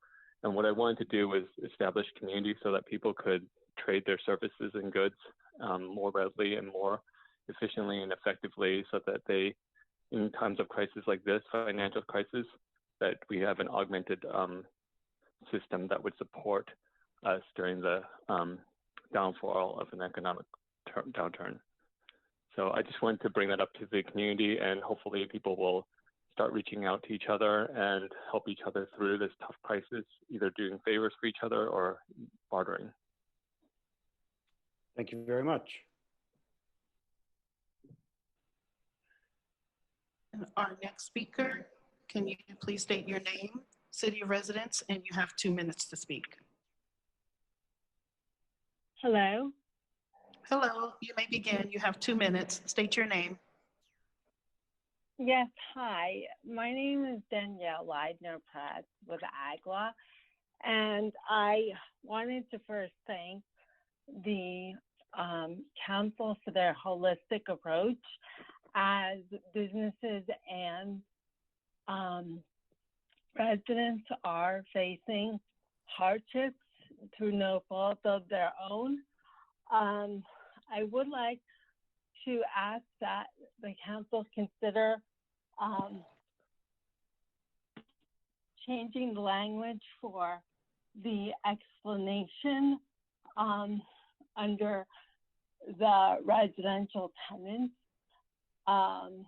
eviction moratorium, as explanation is extremely vague, and it's important to have some reasonable, verifiable documentation in order to limit disputes that may arise as to a person's inability to pay rent. it's also important to note that right now the pandemic is continuously evolving, and during these uncertain times, with the duration of the emergency unknown, the retainment period should remain at 6 months at this time, as the longer the retainment period, the greater the likelihood that the renter may move out of the unit prior to completing the rental repayment, which will leave rental housing providers with limited remedies aside from costly litigation.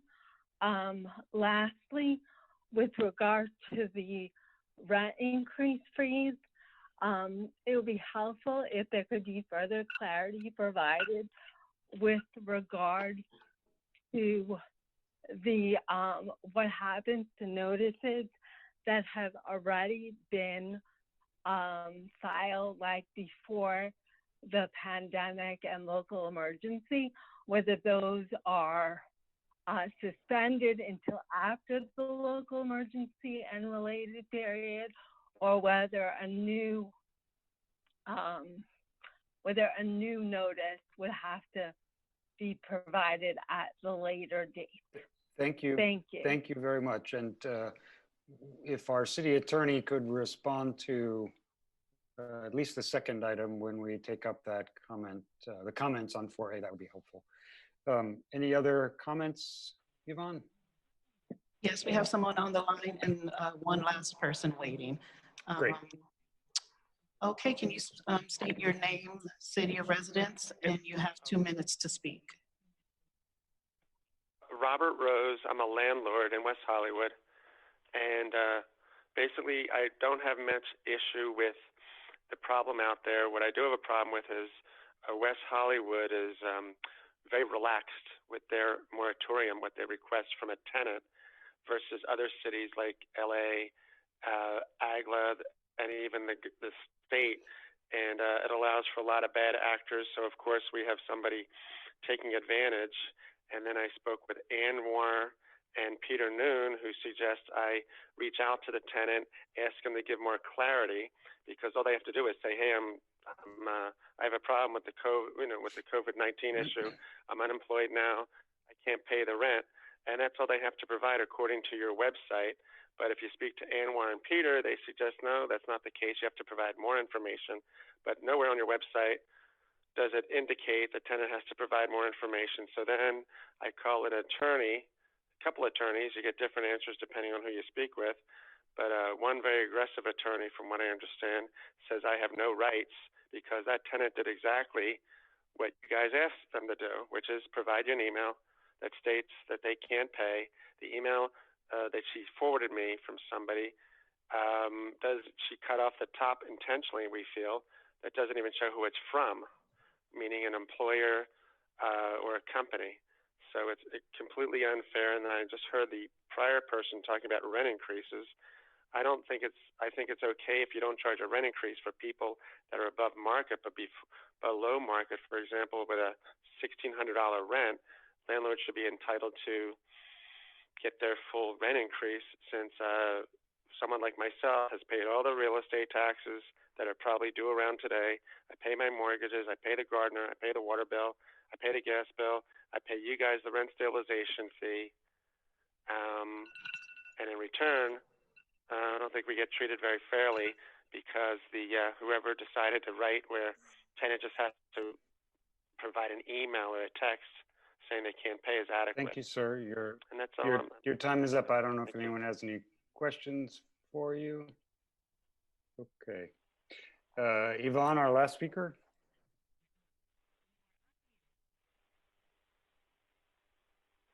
Yes, it's our last speaker. Can you please state your name, city of residence, and you have 2 minutes to speak. My name is Rob Rose, but I already spoke, so I'm not sure if this is a duplication. Yvonne, I think you unmuted me. This is John Erickson from the city of West Hollywood. Yes, John, are you calling in to speak on item 4A? Yes, I am, Yvonne. Thank you so much. Okay, you have 2 minutes. Thanks, Yvonne. Hi, Mayor and council members. My name is John Erickson. I'm a renter and East Side resident here in West Hollywood. I'm generally in support of item 4A on the agenda tonight, but I think the city needs to do more to protect renters and those that will be drastically impacted by COVID-19 for months and possibly years to come. For example, renters need stronger eviction limits, including a prohibition on serving notices or unlawful detainers, as well as a requirement that landlords actively inform tenants of their rights. Renters need better specifics on repayment. There's a lot of questions out there on how this happens and occurs. We need a rent freeze on all the units, not just the rent stabilized units. And specifically, we need to renew our fight against Costa-Hawkins because there's this enters into that confusion and territory as well. We need to removing the requirement on proof of loss of income for eviction protection. There are people that work under the table or people that are potentially facing fears over their immigration statuses and how they get their income. And if they're not able to provide these things, they also then suffer the risk of eviction. We need foreclosure protection for tenants. And then ultimately, we need worker protections, including the ability to rehire requirements proposed by the Healthy LA Coalition and expanded paid sick leave like the city of Los Angeles recently passed. While I have great respect for many of the businesses in our community and all the hotels there, if they're going to do it, then we should have no problem making sure that they just follow the letter of the law when this crisis is over. We need to do everything to protect renters and everyone right now, and I believe the city is taking the right actions, but we can always do more because that's what the city of West Hollywood's always done. Thank you, and I hope you all stay well. Thank you very much. Thank you, Mayor. This is actually our last speaker right now. Can you state your name, city of residence? And you have 2 minutes to speak. Hello? Yes, I'm here. Okay, can you state your name, city of residence, and you have 2 minutes to speak. My name is Donald Anspaugh. I am a resident of the city of West Hollywood, and I would like to go and comment in regard to the problem that I'm having currently in regard to my office space. I am a tax accountant, and I have found that my landlord has told me if I want to close my office that he will let me out of the lease. I've been living in West Hollywood for the past 32 years, and my request to City Council would be to do a waiver in regard to the home-based businesses. I'm trying to communicate with most of my clients in regard to FaceTime and Zoom meetings, etc., but we need some relief in regard to the home-based business ordinance as it currently exists. That would be my ask to City Council.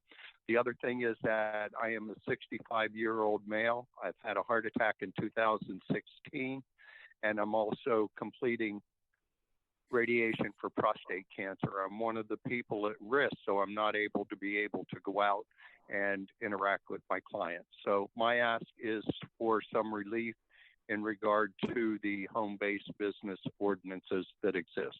Thank you. Thank you, Donald. What kind of relief are you asking for? That the City Council ordinance for home-based business states you cannot have clients come on to the premises. My clients visit with me few and far between, but I was cited previously in 2007 for having a home-based business and clients coming on to my home space. I own my own property, I live in my house, and I have a separate area for using for my office. Okay, I think you emailed us so we can follow up with you on more specifics. Thank you. Okay, thank you. Thank you very much. Okay, thank you. If you'd like to tell it, then everyone will know how to get a good accountant.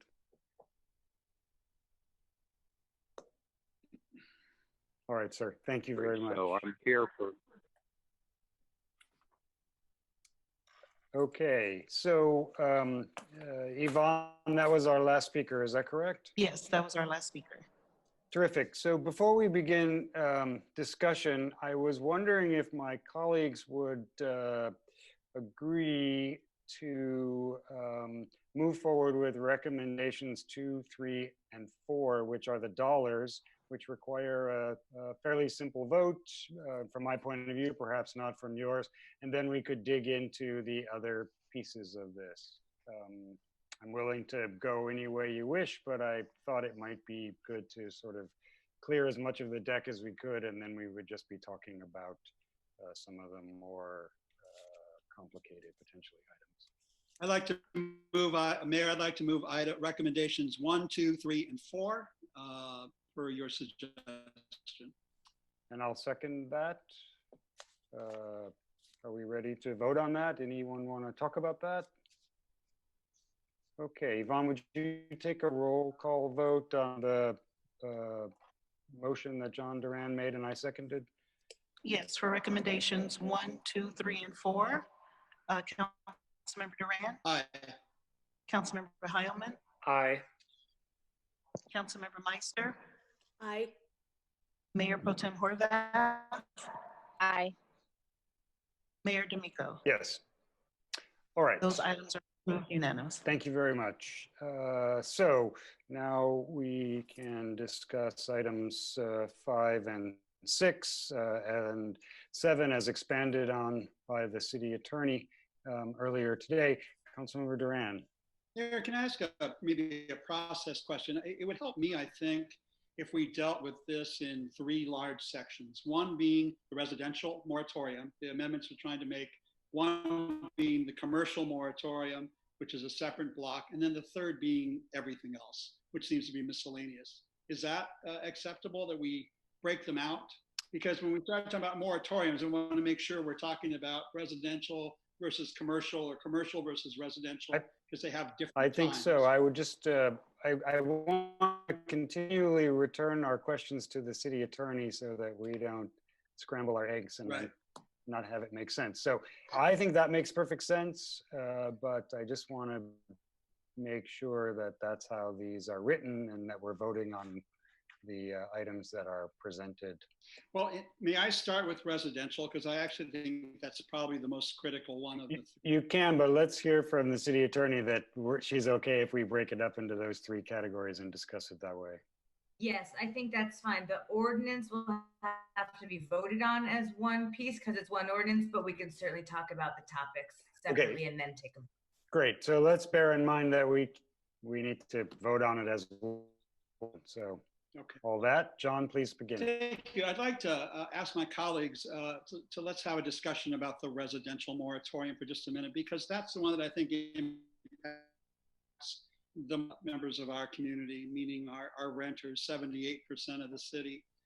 Let me do the easy ones first. I think what Mr. Anspach's calling about was the prohibitions we have in place on live workspace. Historically, we have prohibited people from operating a business in a residential unit because of the impact related to parking, traffic, using a residential space for commercial activity. We discourage that. I think given that people are now being compelled to stay home, many persons who are self-employed or having their own businesses have no option but to conduct business within their residential units. Now, none of us, including myself, because I'm one of those people, should be having clients come into our homes because of the social distancing and the stay away. But the reality is, I think for this period of time, we're going to need, I think, to either agree not to cite people if they're conducting their own business within their apartment or home, at least during this emergency part, that we not cite people because they have no other option but to conduct their businesses within their homes. That's one quick thing. The next quick thing that I wanted to mention was we tabled at the last council meeting my item on providing attorney assistance for tenants. I think the city manager wanted us to hold on that for further analysis. I can think of no other compelling issue that's going to come up on the horizon but the disputes that are going to occur between landlords and tenants as we move forward. And tenants are going to need legal help. The amount of confusion that's out there is because of the nature of unlawful detainer proceedings. What a 3-day notice means, 5 days to respond, how an answer occurs, where to file, what's the appropriate venue and jurisdiction. Lawyers who operate in unlawful detainer cases understand all these issues. Your average tenant does not. And it is a place where there can be a great deal of confusion and chaos. Historically, we've contracted with Betzetic and CES to provide general counsel to people when they were having issues, either at the CES legal clinic or Betzetic's legal clinic. We are going to need something far more drastic and severe if it is in our interest to maintain our residential community. And I would argue that it is. We're in the middle of a pandemic, trying to get people to stay at home. We're trying to get people to isolate. They're not able to work. And when this emergency period expires May 31st, there is, at least on the horizon, a great deal of chaos ahead unless we get some legal support for our tenants. So I don't know when that item is coming back to us for discussion and approval. I hope sooner rather than later. Let me just break out a few more items. I want to thank Ms. Langer for adding the words "and explanation" to the ordinance. I think this was the issue I was trying to raise 2 weeks ago, that for many self-employed persons or gig employees or part-time employees, it's not possible to prove that something doesn't exist. You can't prove a nullity, at least in an evidentiary way in court. So an explanation from a tenant, I think, is going to hit that checkbox. But I think here's the bigger issue that we're all going to have to contend with. We are saying, as I understand the ordinance, that maybe you can't pay April rent, and maybe you can't pay May rent. That's 2 months, April to May. But come June the 1st, when this emergency expires, then you have 12 months to pay off those defaulted payments, but you got to start paying June 1st, on June the 1st, and you can make arrangements to pay the past due 2 months over a 12-month period. That is not going to work. Our tenants are not going to be reemployed on June the 1st. For the most part, this epidemic is continuing. The hiring is going to be slow. People are not going to be returning to the workplace on June 1st or possibly July 1st or August 1st. So what that means is, unless we provide a remedy here to keep people in their place, come June and July, we're going to see a record number of evictions occur across the city as tenants are unable to make arrangements to stay current on their existing rent and pay back those rents in which they've defaulted in the past. We're going to have to either agree that we're going to have to reassess come May and decide to extend the period of emergency until we can get people back on their feet, or we're going to have to write something in the ordinance that gives tenants the ability to defer additional months beyond the emergency resolution period. Otherwise, landlords are just sitting in abeyance. They're waiting for June 1st to hit, and then everybody's going to get a 3-day notice, especially people in rent-controlled units. Everybody's going to be subject to eviction, and it doesn't really matter about spreading past due rents over 12 months if you can't pay your current and existing rent. So I think we need to craft a remedy, either by extending the emergency resolution for a longer period of time when the time is appropriate, in order to give tenants the ability to put more than 2 months into the defaulted portion of what they have to make payments back for, or we agree to write in the ordinance that there's a period of additional time in which the ability to defer rents is continued. Finally, I just want to say that a lot of what we're doing here is we're having to shift the burden of where this is going to fall. And unfortunately, we're being called upon to make this very difficult choice between people who are out of work, who were already just living paycheck to paycheck, who now don't have a paycheck and don't have the ability to pay rent, versus a lot of property owners, which are smaller ma and pa property owners who are dependent upon those rents in order to maintain their buildings, keep their staff in place, and keep the utilities on in the buildings. So what I will say is that I know that property owners, at least those that bank with the big 4 banks, Citicorp, Wells, US Bank, and Chase, have the ability to suspend payments for 90 days. And they have banking relationships with banks that give them the ability to come up with creative financing. Your average tenant does not have that same sort of ability to negotiate unless we give them the tools in which to operate. So I think it's really critical that we consider either how we're going to extend the emergency beyond May 31st, because people are not going to be back working June 1st. We all know that. We're probably still going to be in the midst of the bell curve, maybe on the descending side, hopefully, dear God, of the bell curve. But the reality is that hiring is not going to start. Or we include something in the ordinance that deferred payments can go 3 to 4 or 6 months past the end of the emergency period, so that people have the ability to figure this out long term. And why is this in our interest? Because if not, we're going to have an increase in homelessness. We're going to have an increase in people getting exposed to the virus because they're not able to shelter. And we're going to be creating more adverse consequences for our community. We're having to make a really tough choice, but it's the right choice to make. And with that, I'll yield. Thank you, Mayor. Thank you very much. Who would like to go next? We can do this alphabetically, or we can, Councilmember Heilman.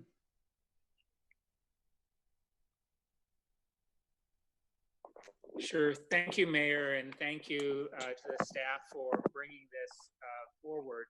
I think one of the issues that has been raised is a lack of clarity as to the protections in West Hollywood. So for me, that is a public information issue.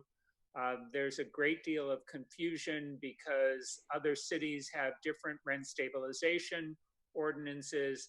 LA's ordinance has always allowed a minimum 3% increase. Ours has never allowed that. Our increases were always tied to the CPI. So in some years, our increases were 0. There's been a lot of, I think, information being spread through social media. Some of it applies to the city of LA, and some of it is not accurate in terms of the city of West Hollywood. So I think one of the things that our staff has to do is really ratchet up the public information. There was a suggestion about a mailer going out to all of our residents. And Paul, I know we spoke earlier about the creation of such a mailer, and I believe it's in the works. That's a really good tool that we can have in English and Spanish and Russian, so all of our residents understand the resources that are available, as well as the services, as well as their rights under our emergency ordinance regarding evictions. I do want to correct something that John Duran said, and that is we actually don't contract with CES.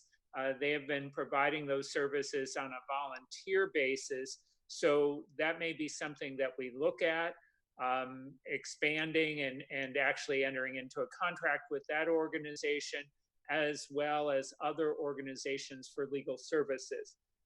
I received a couple of good suggestions. I think a number of us did in terms of how we could improve the ordinance. And Lauren, you've incorporated some of those changes, so thank you for doing that, Lauren Langer. Additional suggestions that I got, and I don't know if this is covered in the revised ordinance, has to do with not only prohibiting evictions, but prohibiting any notices during the period. Is that covered by the ordinance? Yes, it does. Okay. Even starting, initiating the unlawful detainer process, it should stop all activities from the date you entered into the ordinance 2 weeks ago, 3 weeks ago. And then, you know, one of the suggestions that one of the speakers made is about what kind of information is sufficient. And maybe that's something where if we haven't done so already, we have a form that is available that can be used by tenants to notify landlords of a COVID-related inability to pay rent, so that everyone is using the same standardized form, and that makes it easy, and landlords know that it's a valid form that is supplied by the city. one other suggestion that I received was a suggestion about allowing tenants to tap into the security deposit. We have programs that provide rental assistance for those who are unable to pay, and we've expanded the funding for that. But again, not everyone is aware of those programs, so we need to provide that information to our residents. But if there is a way to allow the tenant to tap into the security deposit and have that repaid at even a later date, that might be another way where the landlord has actually made whole for that month, and the tenant will have to replace the security deposit at some point in the future. Okay, those are my suggestions, but thank you for bringing this forward. I think it does tighten things. I do agree with John Duran that we may need to look at this again and extend it further depending on how long the state of emergency lasts. So this may just be the first step, but I do think it makes sense for us to take it on a step-by-step basis rather than right now extending it for 4 months or 5 months. Then it starts to look confiscatory and we might run into takings problems. So I think the way you're approaching it, Lauren, is a prudent one. Thank you. Councilmember, Paul. I just wanted to add to the information that Councilmember Hammond raised. The notification forms for tenants does exist, and it's on the website. We do have a postcard ready to go to all rent stabilized tenants, and we were waiting for tonight's direction so we could modify the report and it'll be current. And we're also going to be holding a tenant webinar next week for all residents in the city. So we're going to be working to get information out. Great. Councilmember Meister. Thank you. Yeah, so I agree with my colleagues. I had in my notes as well about having the city's actions need to be widely disseminated to residents and landlords, including emailing cities' email lists. We have a lot of email, people on our email lists, and of course mailers. We may also want to do an eviction moratorium fact sheet, like a FAQ that we can mail to all landlords, and include that template letter. And if that, I know Lauren Langer and I had discussed that letter and putting it on the website. Maybe we need to look at it to see if there's some more specific information that could be included without being overly, something that can't be done if someone, for example, is an independent contractor and what are they going to tell them? They don't have an employer to write a letter. But maybe there is more information that we can include on that. And I agree that, I think we should consider going to the end of June, but I'm willing to wait, till the next meeting or early May to look at that, to see where we're at. But I agree with Councilmember Duran that this is not going to be over at the end of April. So that's all I have on the residential. I have comments on commercial, but I can wait. Mayor Pro Tem? Oh, please. No, I'm going to just so it stays fresh, because I'm getting, it's like I said earlier, I get waves on the beach and I want to be fresh with these things.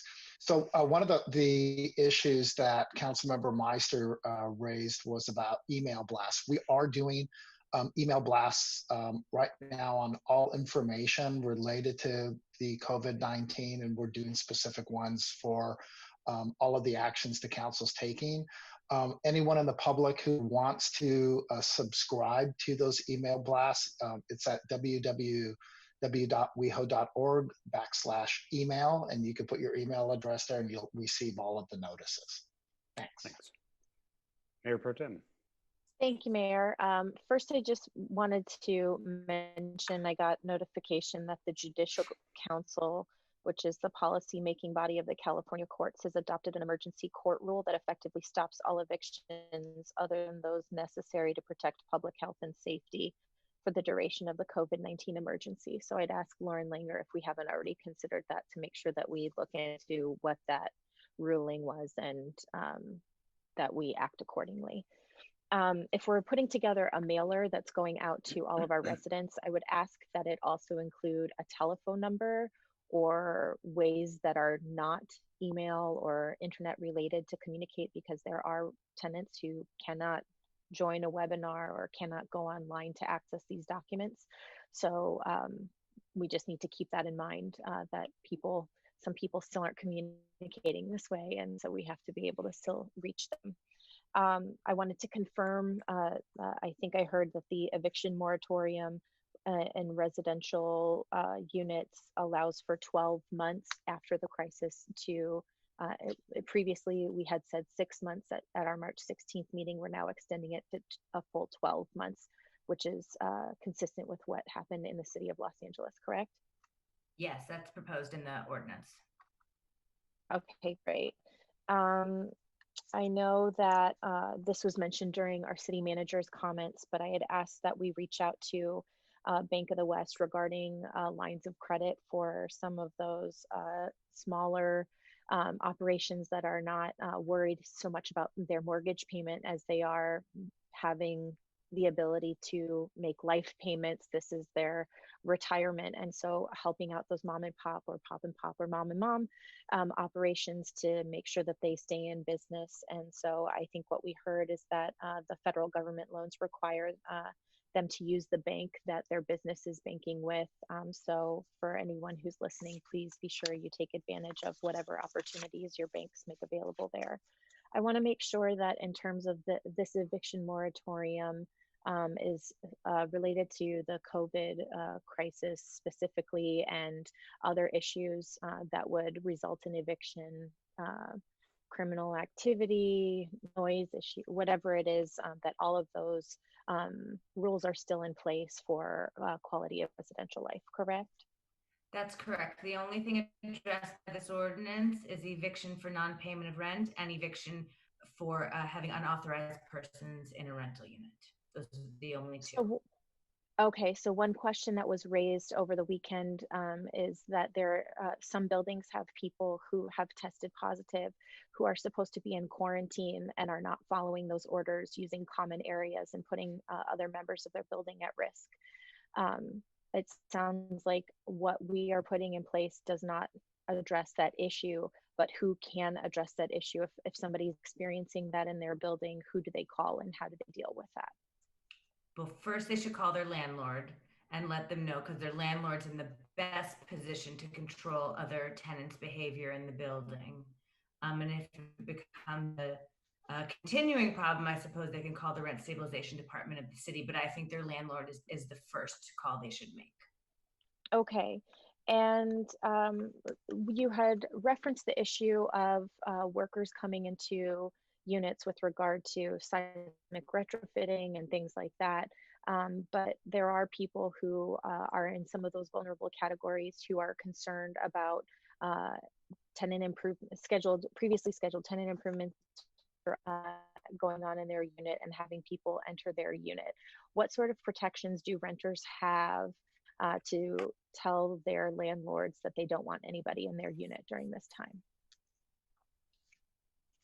That's a good question. I suppose it depends if it's a upgrade or if it's a repair.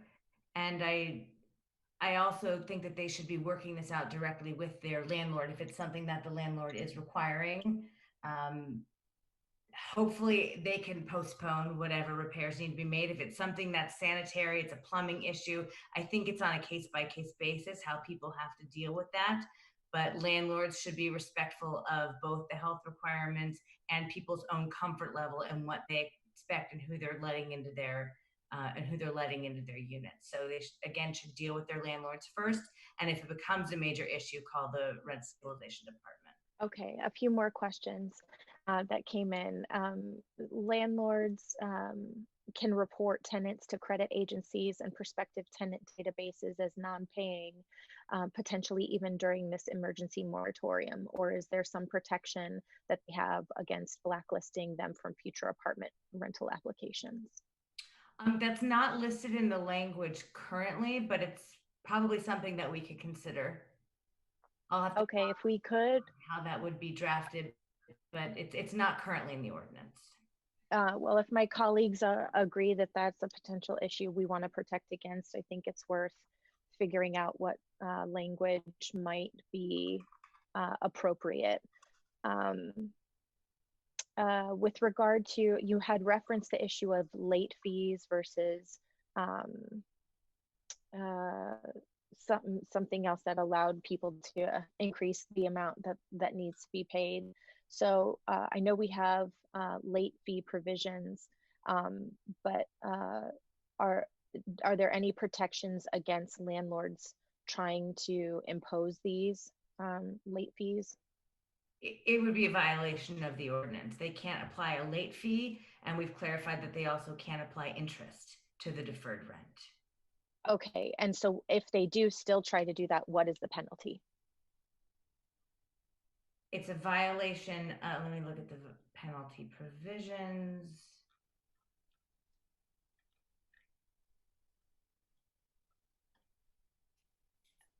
Let's see. It's a municipal code violation. So they would be fined?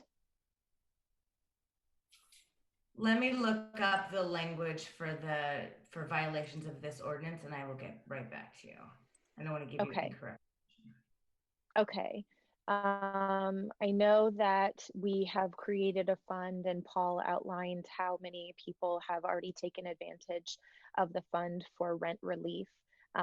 I think there are still people who are not aware of that possibility. I know it's funding not directly to renters themselves, but to the social service agencies they engage to help them with their situation. So if we could include the rent relief information on that mailer to make people aware of it, I think that would be helpful to include.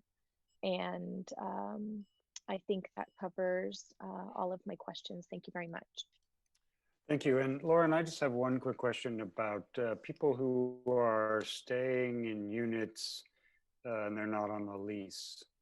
And what I wonder is if people wanted to sort of be wise about the next couple of years and decide they wanted to move in with each other, but not in a, in a relationship that would be in any way codified by the city or in any other way. How is that allowed or not allowed? And how is this different? I mean, as long as they're not exceeding the number of people allowed in a unit. Right, we just don't want landlords to initiate an eviction for unauthorized people being in the unit. So this ordinance is just intended to prevent an eviction on those grounds. But if people wanted to permanently reside in the unit, they should amend their lease to account for the appropriate number of people who will live there. And that's after we're out of this period. that is allowed under our ordinances, rent control and others, that you don't have to renegotiate your lease payment if somebody moves in with you.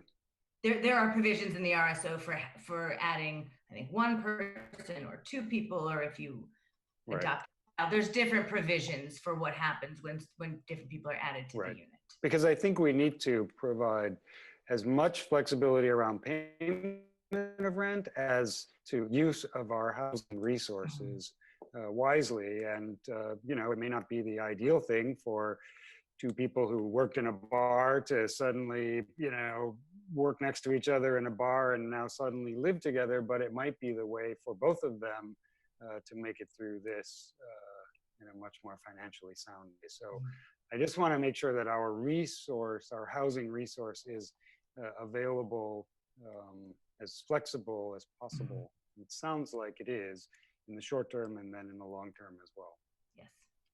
So I think, is that all the comments about residential items, Councilmember Durant? No, I've got a couple more based upon what my colleagues just said. And I guess my questions now are for the city attorney. 3-day notice is actually set by the California Code of Civil Procedure. So we cannot suspend a landlord giving a 3-day notice. Now, the landlord can't rely upon that notice in then prosecuting an eviction. It's not going to be a legal basis to begin an eviction. But I'm wondering if the way to address that then, because I think Mayor Pro Tem Horvath was asking about what's the penalty. Could the filing of a 3-day notice then be added as an example of a form of tenant harassment? That filing a 3-day notice during this period would be an example of tenant harassment, which would then give an additional defense in the event that there's an unlawful detainer. Because a landlord can file a 3-day notice every 4 days if they want. They can keep tacking on 3-day notices to their heart's desire. It's just not going to be a legal basis or a foundation for a UD, but it becomes harassing in nature. So would we want to add it then as a form of tenant harassment under the ordinance? Yes, I think that's a good idea. The ordinance does grant a defense to anyone in the event of an unlawful detainer action that they can raise on their own. And we know that the courts are not hearing unlawful detainer actions at the moment. And it sounds like from what Mayor Pro Tem Horvath said, there's even more delays in the court system for these actions. But tenant harassment is also something that we want to avoid and is a part of our rent stabilization ordinance. So I think that's something that we could probably add. All right, then expanding upon that idea, the issue about landlords reporting tenants to credit agencies, we can't stop that. That would be an attempt, a prior restraint on speech. A landlord reporting something to a credit agency, they're entitled to do. You cannot stop somebody from speaking in advance. However, it could be added again as another form of tenant harassment under the ordinance that for a landlord to do that, knowing that it violates our ordinance, would be another example of tenant harassment to help flesh out that section of the ordinance. You agree? Yes, I do. All right. And then finally, the last thing I want to say is I understand why everybody wants to take an incremental approach on this.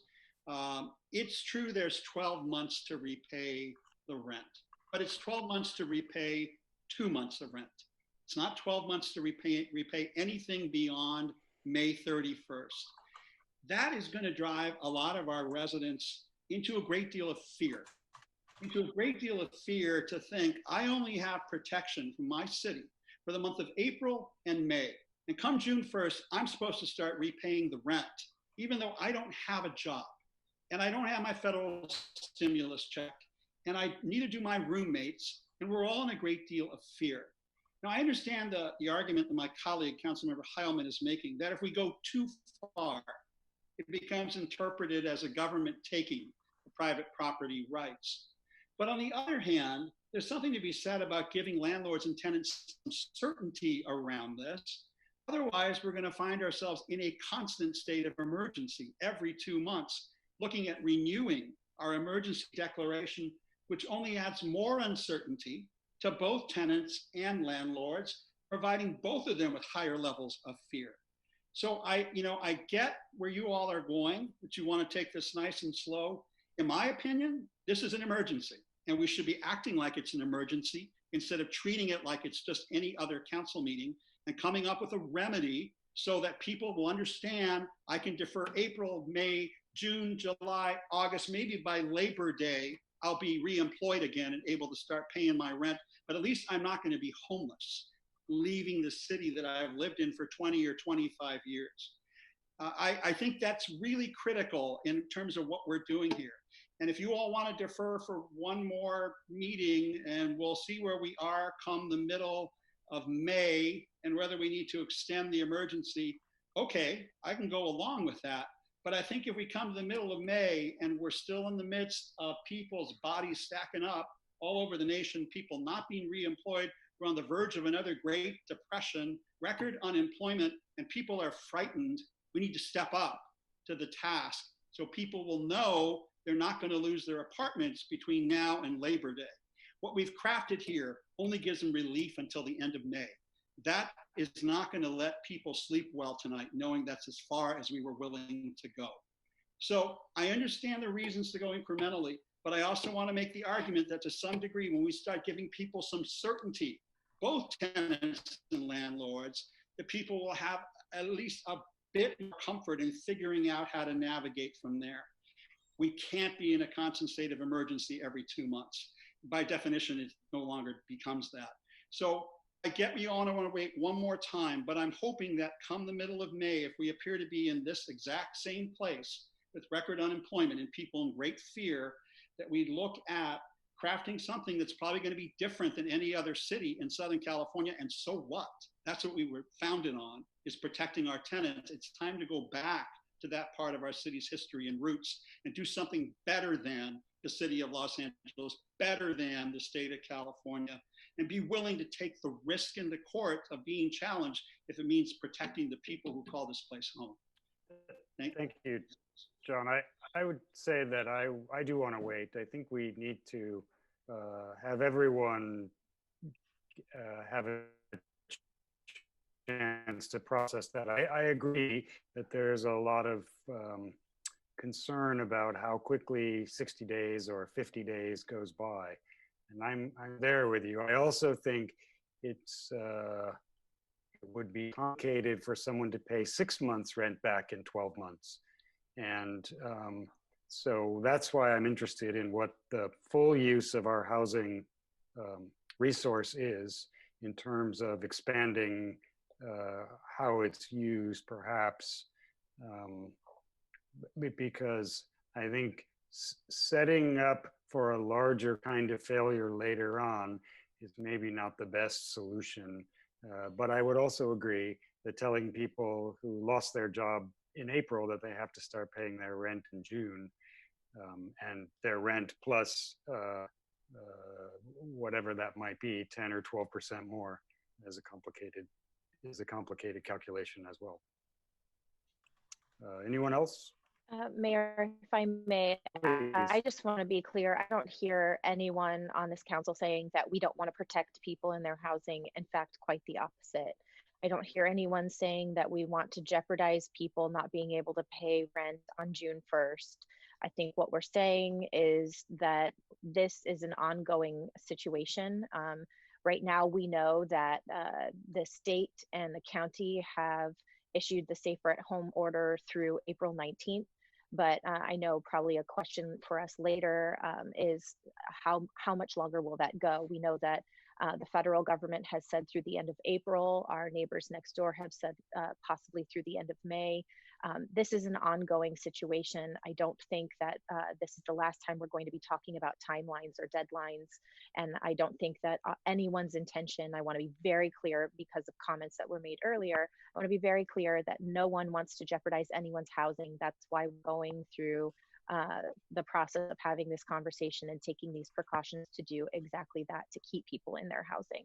So I don't think tonight's conversation is not taking this issue seriously, not considering people's fears or concerns, not taking into consideration that we're the city of West Hollywood and we can protect renters as we always have since we became a city, and even before then. That's why we became a city. So I think that's where I just wanted to be really clear in our conversation. That's not what we're saying tonight.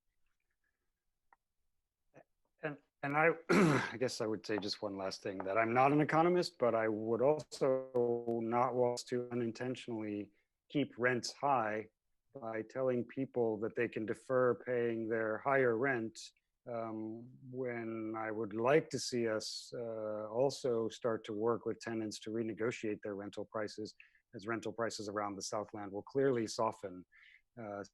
So West Hollywood residents who pay some of the highest rents in Southern California, you can defer those high rents instead of talking directly to your landlord about renegotiating a lower rent. I just think there's all kinds of economic questions. Certainly our rent stabilized tenants are in a different position, but that's not every tenant who lives in our city. And certainly we need to look at the full, as I'm sure all of us, as Lindsay said, all of us are interested in everyone. and want to try and do the best we can for everyone. No problem. I'm just giving you all a heads up where I'm pushing. Oh, yeah. That's where I'm pushing to. Okay. Understood. And I guess we're all giving each other a heads up because I want us to look at what our housing resource is. Lindsay's looking at the legislation. Lauren's looking at who we're talking to, and John Heilman is clearly interested in the history of what's going on in our city and the way that we're communicating with our longer term tenants, among other things. So, and Lauren will make sure we don't get off track.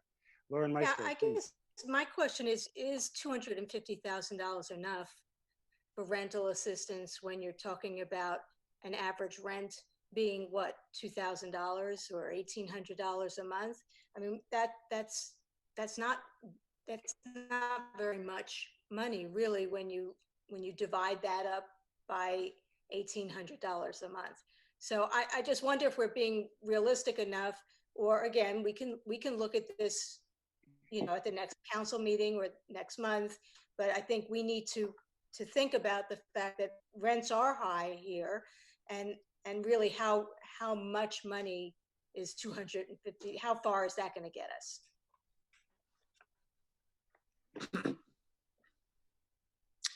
Mayor, can I jump in? Yes, please. It's hard to control this and not control it at the same time. So please. Thanks, and thank you for this discussion. I think it might also be useful for us to ask our city staff to get us information about local unemployment.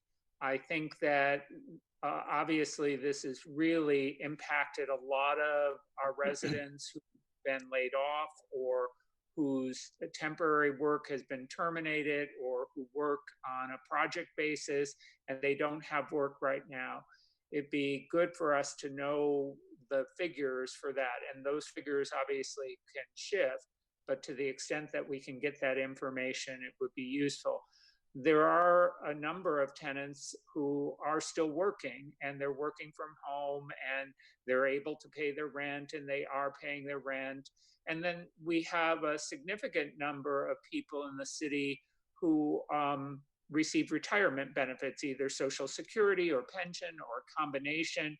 So their income is likely not immediately affected by what has been happening in the workforce. So it would be a good idea for us to know how many people we're dealing with as we're looking at how much do we need to increase the emergency rental assistance fund. I think that would be useful information. Might also be useful to have a little bit more information about the people who have accessed the funds, how many have accessed, what is their situation. To the extent that we can get that information, I think it would be informative as well. I'm surprised at how many people are paying their rent and are simply working remotely at home, and fortunately for them have not lost their jobs. But of course, we know that there are a lot of people who are in a different position, and we want to make sure, as was said earlier, that we are fully prepared to help them and keep them in their homes as long as possible. That might be, John, the time to turn our focus on the commercial side of this. And Lauren, please.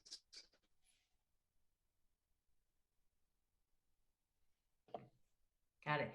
Can I just read some language that I drafted on this piece, and then we can move on to the next topic? Okay. I think those were very good suggestions. So what I would do would be in section F of section 3 in the residential piece. I would add the following two provisions. Tenants may draw down on a security deposit during the repayment period to pay back rent, and such security deposit shall be replenished by the end of the 12-month repayment period or longer if mutually agreed upon in writing between the parties. And then also add filing a 3-day notice for evictions that are prohibited through this ordinance during the period of this moratorium, and reporting non-payment of rent that is authorized through this ordinance to a credit agency are deemed tenant harassment under West Hollywood Municipal Code Title 17. Sounds good. Good? Okay. All right. Thank you. And I wanted to start our commercial discussion with just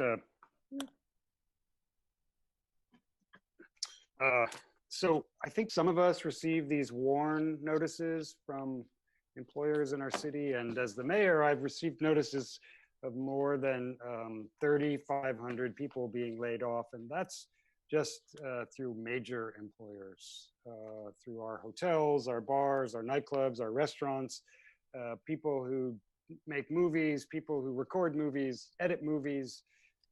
So the unemployment rate, certainly for people who work in our city, must be quite high. And I think our businesses and their impacts, as we heard from Nick and others, we're all working together. But I think for those of you, my colleagues among them, who have private businesses, you know how complicated it has gotten. So I don't know who would like to begin this discussion about moratorium on rents and other questions about helping local businesses. Shall we do this alphabetically again? In reverse, maybe? Councilmember Meister? Sure. I was looking at the no increase in, well, first of all, again, no increase in rents for, are we talking about 6 months for commercial tenants? Are we going to include that to not have an increase in rents like we are doing with the residential? But also to make sure that paying back rent is realistic. And maybe that also needs to be staggered. I don't know that it needs to be 12 months, but maybe, you know, if you don't pay April, you have 6 months from there and 6 months from March. And if it's June, 6 months from June, because, you know, it's going to take a while, as Councilmember Duran said, for these businesses to get back on their feet. So I'm, you know, just concerned that I want to make sure that we're being realistic in, you know, in what we're allowing for in this, in terms of, you know, again, paying back rent and rent increases, and also no interest, no late fees. I have some other thoughts, but they're not related to the actual ordinance. So do we want to discuss the ordinance first? And Yes, I think we do. Councilmember Heilman? Hi, thank you. I think staff has crafted something that is reasonable and realistic. This is a very terrible situation, and I don't think there's any great answer. I think what you've tried to craft is something that recognizes that not all businesses are in the same position, and not all property owners are in the same position. So I think this is realistic. Having the moratorium on eviction, having the 6-month period seems like a realistic proposal. I think the reality is, as you were saying, Mayor, because of the economic circumstances we're in, there's likely going to be a decline in rents. There's likely going to be a problem if you're a landlord and you're a commercial landlord. You don't want your retail space or your office space being vacant. So most landlords are going to work with their commercial tenants to figure out a payment plan or a repayment plan, but this at least gives us the opportunity to put a halt, to give the business community some time to sort of catch its breath and not lose their storefront, not lose their office if they're a commercial tenant. I think our goal should be to try to help our business community get back up and running as soon as possible, because that's what's going to help people get back to work. That's what's going to help our tenants make sure that they have jobs so that they can support themselves. So everything that we can do to make it easier for our businesses to stay in business and remain in West Hollywood and get back on their feet. In addition to the ordinance, I want to make sure that our city staff is working to provide robust information about the state and local programs that are available for the business community. And you mentioned our current bank, but I think we should be reaching out to all of the local banks because they're likely where our businesses have their banking relationship to make sure that those kind of programs are available to our local businesses and that we're promoting them. And then the only other thing I would suggest here is, I know that there's some discussion or debate about whether this is covered by business loss insurance. Some of the businesses may have that kind of insurance, and we should be trying to provide as much information and as much expertise to our local business community. So in the event that they have insurance that might cover some of their losses, that they're aware of that and that they have all the information they need to file a claim. Thank you. Councilmember Duran? Thank you, Mayor. I just have a couple of comments of this one. I want to first tell everybody that I am a commercial tenant, and I did check with the city attorney prior to this meeting to find out if I had a conflict of interest. He said I do not, because I'm in the same boat as every other commercial tenant in the city. So I'm able to participate and to vote on this item. One of the issues I think that I need to highlight here is proving loss of income. Many commercial tenants, including myself, we were able to pay April 1st rent based upon the revenue that we received in February and the early part of March. But the reality is, for me, and I think a lot of people, we've had no income for 3 weeks, none. No income, our offices are shut down, our businesses are shut down, employees are laid off, doors are closed. There's been no income for 3 weeks. We don't have the ability to prove anything at this moment. Now, 60 days from now, we'll be able to show bank statements that will show a decline in both operating revenue and net income. But we can't do it now. We can't show anything that's going to satisfy anybody based upon tax returns from 2019 or cash flow for first quarter. It's not really applicable because really we have life before March 1st and life since March 1st.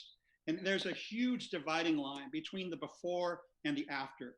So I think in terms of the proof that's required for commercial tenants to avail themselves of some relief under this ordinance, we need to be a bit more expansive in how a loss of income or loss of cash flow is proved up. It can't be proved now. That's my point. You can't prove it today on April the 6th about lost income. You can prove it in about 30 or 45 or 60 days. It'll be very apparent. So I looked at the ordinance carefully. It said that we had to prove loss of income, but I think we need to insert some language in there that says within 60 days of the date that the rent first became due, because the financial data that one would need to prove up that we need to make use of this moratorium is not going to be available based upon anything that happened in the first 2 months of the year. The other thing that I wanted to add to this is 2 thoughts. One, our economy is based on tourism. People are not traveling, and they're not going to be traveling for the foreseeable future. So a lot of our businesses that are dependent on tourism, whether it be hotels or bars or nightclubs or nightlife or entertainment, are going to be severely impacted for a considerable period of time. The other sad reality is a lot of retailers who are already just hanging on by their fingernails, they may not return, because as the economy gears up once again, life is going to look very different from this point forward. I think too, I just wanted to highlight, I understand the comments that my colleagues were making about how different businesses are impacted differently and maybe have different impacts depending upon where you are. I suppose that's true in part, but the part that's not accurate and not true is the understanding that all boats rise with the tide or all boats sink with the tide. And without a dollar or dollars changing from hand to hand to hand to hand, everybody is impacted. That is the definition of a recession, like the one we had in 2008. The definition of a Great Depression, which I think is a possibility, realistically, is quite different because it means that cash has stopped flowing completely. And we may be on the brink of something far more drastic than a recession. So I think that we need to prepare ourselves for the possibility that, again, this emergency time period, just like with the residential, we may have to think about whether to extend it once again under emergency provisions to give our struggling businesses the opportunity to give themselves time to regroup. All of our restaurants are not serving food other than those that have to-go orders, and it's not sufficient to pay the rent in West Hollywood commercial rents. All of our bars are shut down. All of our entertainers, our barbacks, everybody has stopped for this period of time. And so a 90-day period or a 6-month period is not going to be effective, again, given the amount of time that we're going to need to rebound. So I'm glad we're doing this much, but we're going to have to revisit this again. I think come the meeting, the second meeting of May, or whenever it is we come back to this, to see if we need to extend time periods. Again, at this point, yes, it's true that Congress passed a stimulus bill, and yes, it's true that none of the banks know the regulations, so nobody's getting loans. Nobody's getting SBA loans. Nobody's getting money. Nobody's having the ability to make payroll. None of that is happening yet. And it's not likely to happen until maybe sometime in May. And by May, people are just starting to hopefully get it back together if the pandemic has passed. We're going to need more time for all of our businesses to recuperate. So I would, again, respectfully request that we pass this tonight, but come May, that just like the residential tenants, we revisit commercial once again and make changes and modifications as we need to. Thank you. Yes, of course. Who else? Mayor Pro Tem? Thank you very much. So the period for commercial tenants, just so I'm clear, is 6 months and residential is 12 months. So, okay.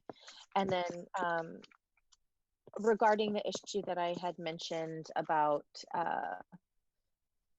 folks who are going into common areas and not following quarantine orders, in addition to contacting landlords, I think the same thing would apply for commercial. In addition to contacting landlords, they can also contact the LA County Department of Health, correct? Can they call 211 to report?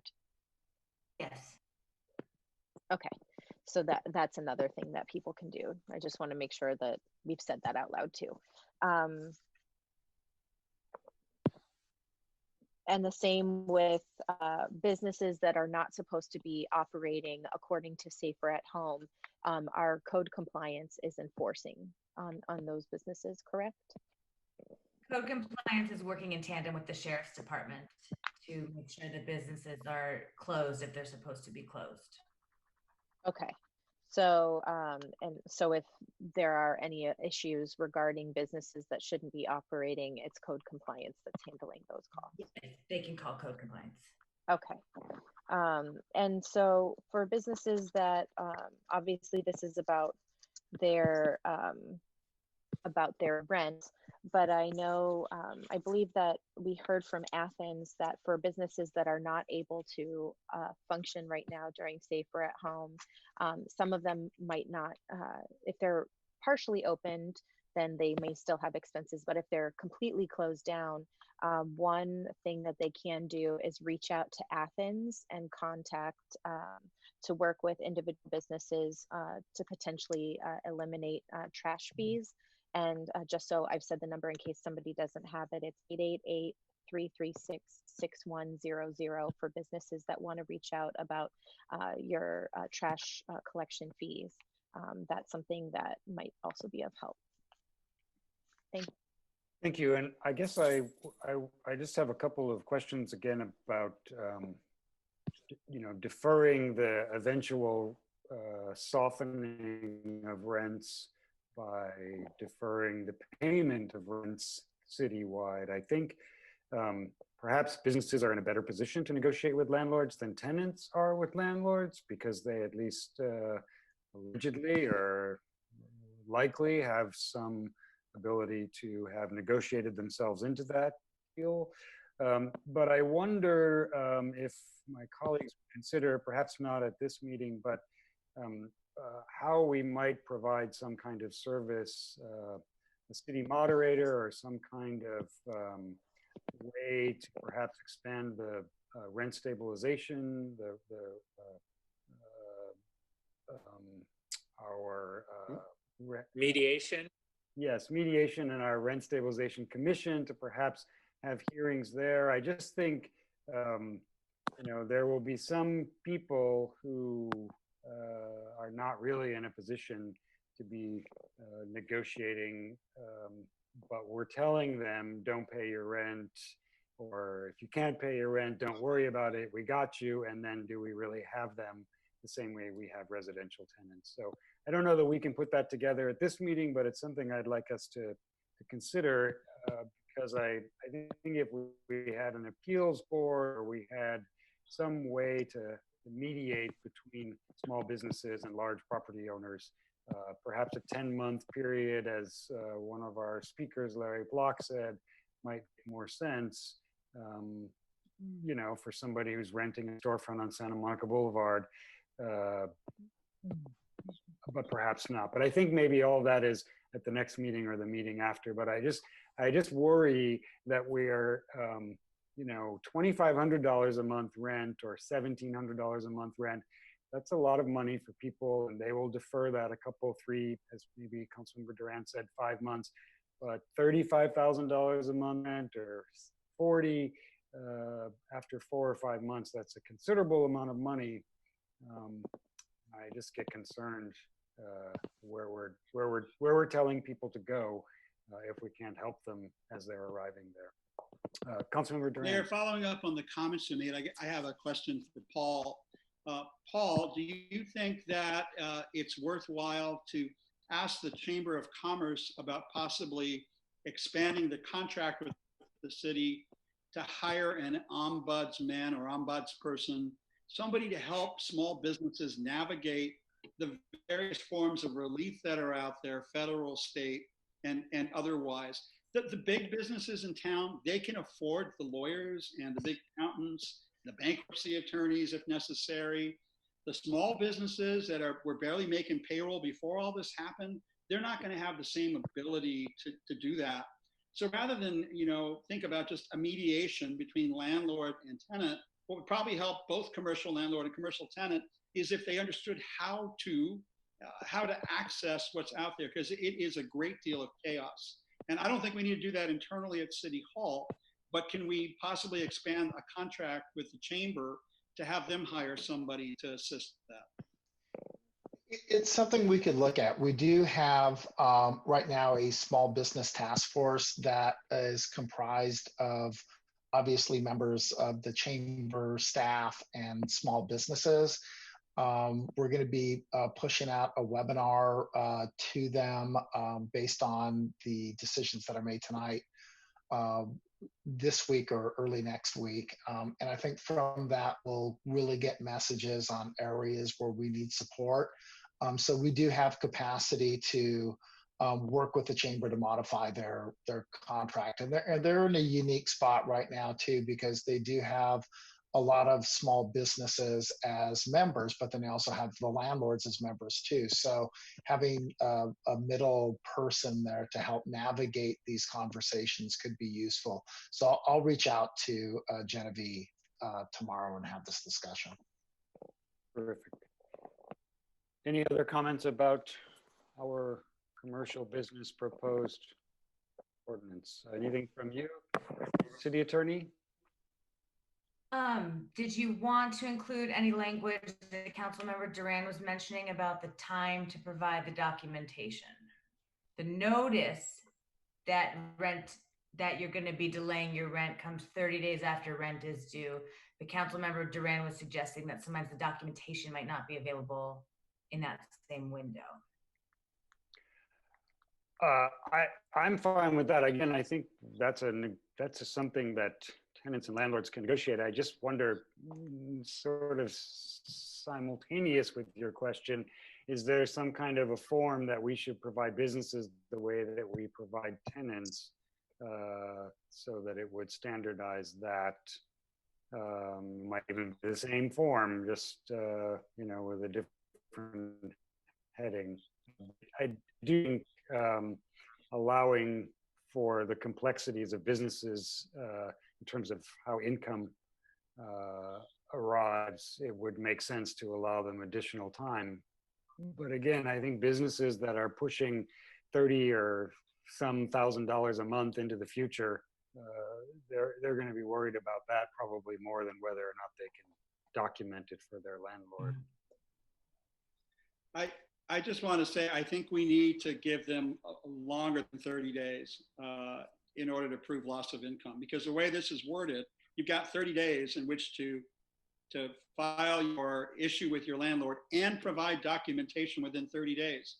That's not sufficient. So I think we should expand it to either 60 or 90 days to give what you said, John, the landlords and tenants time to negotiate, but they can't negotiate without data. Understood. And they're not going to have data within 30 days on some of these complex issues. So I think we should put some language in there, give notice with proof or documentation coming within, I would say, 90 days. And I would agree with you, John. 90 days sounds like it's about right in terms of how business income and output flows. So what we could, was someone else going to speak? Sorry.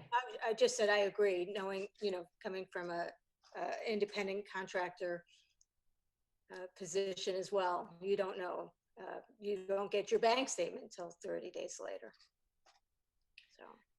So we could say with appropriate, this is in section 2, item B, with appropriate supporting documentation supplied as promptly as feasible and up to 90 days of when the rent became due. Great. And then I would also clarify in D that they can't charge a late fee or interest. This section did not have the interest language. Great. Okay, so does that cover all the items we need to cover to vote on the emergency ordinance piece? Yes. So did we wish to do that now or continue talking and vote once at the end?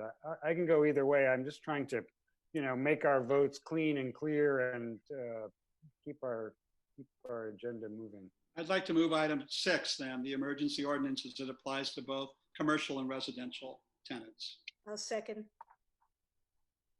All right, it's been moved by John Duran and second by Councilmember Meister. City Clerk, would you please conduct a roll call vote? Thank you. Yes, Councilmember Duran. Aye.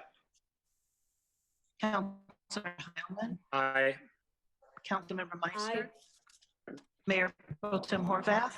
Aye. Mayor D'Amico. Yes. The motion passes unanimously. Terrific. All right, we're on to item 7, which is provide additional direction to the city manager on additional measures. I'm not sure, did we also include the city manager's executive order in the first motion? I think No, we did not. Number 5 is still outstanding. Number 5 is still outstanding. Yes. All right, thank you, Mayor Pro Tem. Shall we vote on number 5, adopt a resolution ratifying the city manager's executive order and adopting additional emergency measures in response to COVID-19? I move we approve. Moved by Councilmember Heilman and seconded by I'll second. Councilmember Meister. Let's do a voice vote, please. Can I actually had a question about it. Oh, I'm sorry. Yes, yes, That's please. okay. The part of the ordinance, I wanted to make sure I understood. Is it just as you had written it on March 25th, or is there an additional measure? I think there was something added for cannabis businesses. And so I want to make sure we're clear about what's happening with businesses. The cannabis item was in the original executive order and when ratified tonight. And that was allowing the 4 existing cannabis dispensaries with medical licenses to have curbside delivery and, curbside sales and delivery consistent with the county's safer at home order. There was also something I believe I read about a business asking for a temporary medical license. Is that part of this item? Staff did not make a recommendation. The request was to put the information before the council, and it is up to the council if you want to add that to the resolution. Okay, so that's not part of the of the motion that was made. That's correct. I am interested in talking about that and potentially adding it. We can add it to this, or we can talk about it separately. I don't know where my colleagues wish to go with that, but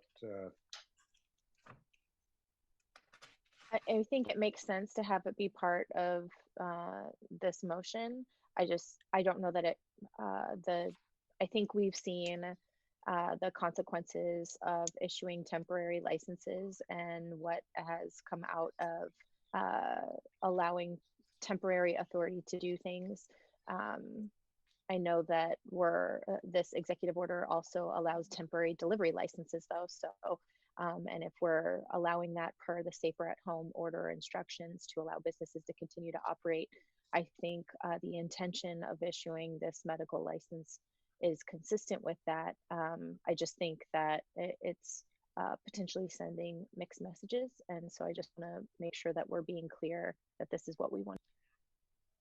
By temporary, what would the expiration dates be for this one cannabis business? Until the end of the emergency, or? Yes, right now the temporary measures are tied to the declaration of local emergency. I mean, I'm okay with 60 days is what it is, correct? Yes. Yes. I mean, anything we can do to help keep any business afloat right now, I think is a good thing.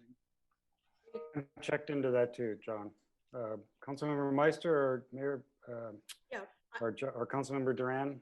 See, now I'm with names and alphabetized. I can't do it all. I agree that we should add it. All right. So I would add to the resolution under section 2, I'd add a new section E. The Cannabis Cafe may obtain a temporary medical license for the period of the local emergency. And that would allow them to do the same activities that the other 4 licensees are authorized to do. Yes, and if we end up extending the emergency for another couple of months by extension. Yes. All right. I believe that was Councilmember Heilman's motion. Do you accept that friendly amendment? I think you said yes, but your microphone was off. I don't want to be putting words in your mouth. You did say yes. And Councilmember Meister, that you seconded that. So we have a motion. It's been moved and seconded. City Clerk, would you take a roll call vote, please? Councilmember Duran? Aye. Councilmember Heilman? Aye. Councilmember Meister? Aye. Mayor Pro Tem Horvath? Aye. Mayor D'Amico? Yes. The motion All passes. right. Thank you. Other items we wish to discuss. I don't know if I can blast them out. Access to care, workforce protection measures. Did we need to discuss that further? Mayor, can I jump in here with a couple of additional comments? Yes, of course. But before you do, I just want to say we are moving on to the additional discussion topics, which is at the bottom of an unnumbered page of item 4A. So yes, please. Well, you raised one of them, workforce protections. Yeah, and that's I think the first item there. Yeah. Yeah, I'm going to just make a few general comments because I know we want to wrap up this meeting, but I think we've done a really good job of outreach to the businesses, and I appreciate all that the city manager has done. I do think that we need to work more on trying to get our residents back to work as soon as possible, and making sure that people who've been displaced are able to go back to their jobs. So I hope that that can be a topic that our executive team looks at. How do we make sure that that happens without adding burdens on our businesses that we're trying to get reopened? How do we make sure that the local workers who've been so important to our economy can come back to the jobs that they have been so dedicated to? I would also, I really like the idea of the emphasis on employment, because surprisingly, there are employers out there who are hiring right now, and we need to make sure that our local residents are aware of that and have the resources they need to get those jobs. So I'd like us to, again, you've got so much on your plate, but maybe that can be assigned to a group of people from City Hall who can work on that topic. I really appreciate your interaction with the county, the health department, and bringing testing, the possibility of bringing it to the West Hollywood community, but we need to be careful about that. We don't want people to get tested, come back negative, and then feel like they're safe. They're going to go out and they'll be exposed to other people who may be infected. So we don't want to give people a false sense of security. And then my final suggestion here is using our cable channels a little bit more effectively. I know we've been scrolling information on them, but I think people, when they're channel surfing, they respond to live bodies, and a real person explaining what the city is doing, what resources are available. I believe that's in the works, but I really want to encourage that, because I think that will, in addition to the postcard, will be another way to get the message out. So those were my additional comments. But again, I want to thank you and all the city staff for the work that you're doing to keep our community safe and to try to help things move along. I forgot one point, so I apologize. We know, and this has been reported publicly, that we have a very high, probably the highest per capita action rate in LA County. And that's not what we want to be known for. Some of that has to do with the fact that our residents, many of them have access to testing through private doctors. And so they get tested and that gets reported. Other communities may not have that. But I think we need to talk to the county health department a little bit more about what is the demographic of our caseload. Is it primarily within the LGBT community? Is it the senior community? I know a number of people who are healthcare workers who have become infected. So it'd be good to know a little bit more about our caseload so we can provide services and also reinforce the message about prevention. And that's it for my comments. Thank you. And point of order for the mayor, do you want me to just make a running list, like when I do the city manager comments, just respond at the end to all of the questions? I think that would work for me as long as it works for my colleagues. I mean, they may want more immediate responses, but yeah.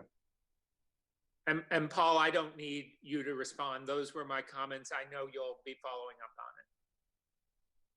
Councilmember Meister. Thank you.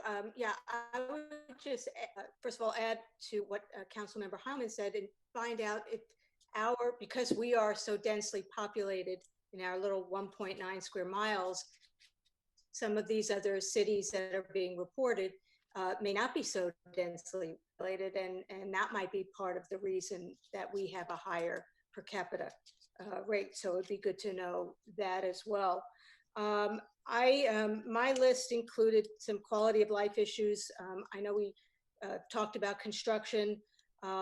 we really need to make sure that all construction follows the CDC protocol, and we need to have daily code compliance checks, because I mean, when I have done my socially distanced walk, what I'm observing is that they are not, many of the construction areas that I've seen are not following social distancing practices or wearing masks or any of that. So I know that we're going to be putting some things into place for both private and public construction, but I think we really need to also make sure that there's compliance, on that. And we may want to talk about limiting hours of construction, or saying, at this point, no music. I mean, I know that a lot of the complaints that we get about construction is because most of the people have not been home to hear all of the construction that's going on, and now all of a sudden they're home. But I think it would be nice if we can work with the construction sites to make it a little bit less annoying to be home. And I know that code compliance has also been talking to property managers about deferring unnecessary maintenance, which again, it is a concern to tenants when there are workers and they're not socially distanced and they're blowing around dust and all of that. Some other things that were brought up by the public, leaf blowers, I don't know if that's an issue or not. I'm just throwing this out there. I don't know. All of a sudden, this wireless infrastructure permit thing, I got like 6 emails on that. Whether or not we should continue with a plastic bag tax, when it seems that the plastic bags are really the best way of people taking home groceries. I've noticed that there needs to be better social distancing in lines in front of the cannabis stores. I noticed on Santa Monica Boulevard, when I was picking up at Marco's, I mean, people were not socially distanced. I don't know if they have markers or not at Medman, but they need to. Again, I've noticed that dog parks have not been socially distancing, so if we can keep check on that. And a suggestion, have we looked at getting discounted rates from any of the hotels that are open for first responders who can't go home? Because we do have Cedars right here. Has anyone thought about maybe talking to LA County about reductions in property tax? That might be some way that we can help our landlords and property owners. I have gotten complaints about U.S. postal workers not wearing gloves or masks, and they're, handing the mail over to you, as well as grocery workers. So I just wanted to bring that up. And also just suggest that with street sweeping, I mean, it is important that we still sweep our streets. And I understand that we have allowed people to not have to move their cars, but I think unless it's really necessary that they can't get out to move their car, I think we should still be saying, look, if you can move your car, it would be helpful. And then just lastly, just to make sure we tell our residents that they shouldn't be embarrassed about asking for help if they need help. And that's all I can think of right now. Thank you. Councilmember Duran. Thank you, Mayor. Just a couple of concluding comments. Thank you, everybody, for participating in this. I know that everybody is equally committed to the same thing of helping our residents and our businesses through a very difficult period of time. Just a couple of issues that I wanted to highlight. 2 weeks ago, I suggested that we shut the dog parks down, and I think I got outvoted on that. Reality is our community, they love to hang together. There's just no other way of looking at it. I've gone by the dog parks and not only seen people clumped together with dogs, but people playing basketball on the courts. And I think that unfortunately, unless we shut the parks down, people will continue to do that because that's what they do. That's part of being in West Hollywood, is that socialization. So I know we've given the city manager the authority to do it. I think he's going to have to do it eventually. And you know what? It's just for another couple of months until we get over this incredible hurdle of the next couple of weeks. The other thing I wanted to bring up was the issue of the test. You know, people seem to be making a great issue out of the ratio of positive tests to our population. And it's almost to suggest as if there's something about our community or our lifestyle or our demographics that is causing a higher ratio than other communities. And I think that there's a lot of false assumptions under the conclusions that people are drawing. Councilmember Meister just highlighted one of the big reasons. We're as dense as New York in a lot of places. Well, it's no wonder when we have people congregating in bars like the Abbey, at gyms all over this town, at yoga studios, at spinning classes, at senior centers. Our people are used to clumping and congregating in vast numbers. That's one of the reasons. The other is the one that my colleague, Councilmember Heilman, mentioned, which is having access to healthcare. The city of Bell and Bell Gardens and Huntington Park are just as dense as we are, but they're showing no cases. Why? Because the people there are poor, and they're Black, and they're brown. And they don't have access to treatment. They don't have access to healthcare. They don't have the ability to even navigate how to get a test. So it's not just density, and it's not just wealth. It's really a part of the whole definition of what makes a community. And the thing that is our greatest strength that's now proven to be somewhat of an Achilles heel is the way in which we have historically congregated together as one big community of people. And there's nothing wrong with that. That's not something that we should have any shame or dishonor about. It is what makes West Hollywood, West Hollywood. People live here because they want to be part of a huge urban dynamic center. And we're experiencing some of the same outcomes of that as people in other dense parts of the nation where they also have the ability to get tested. Having said that, here's what I know to be true about this virus. It's coming back next year and the year after that. So we're going to deal with the immediate fires, I think, that we have to deal with right now. But at some point, we're going to have to start thinking about how to plan for next winter when the coronavirus returns for round 2.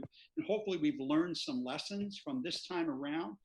The issue about testing, it's not just testing that's important. It's testing and having a lab that can turn a test back around within 48 hours. And finally, the contact tracing that's required. That is something that this community knows about because we went through it 30 years ago. We have experience with it. We need to rethink it in terms of a disease that is casually transmitted as opposed to sexually transmitted.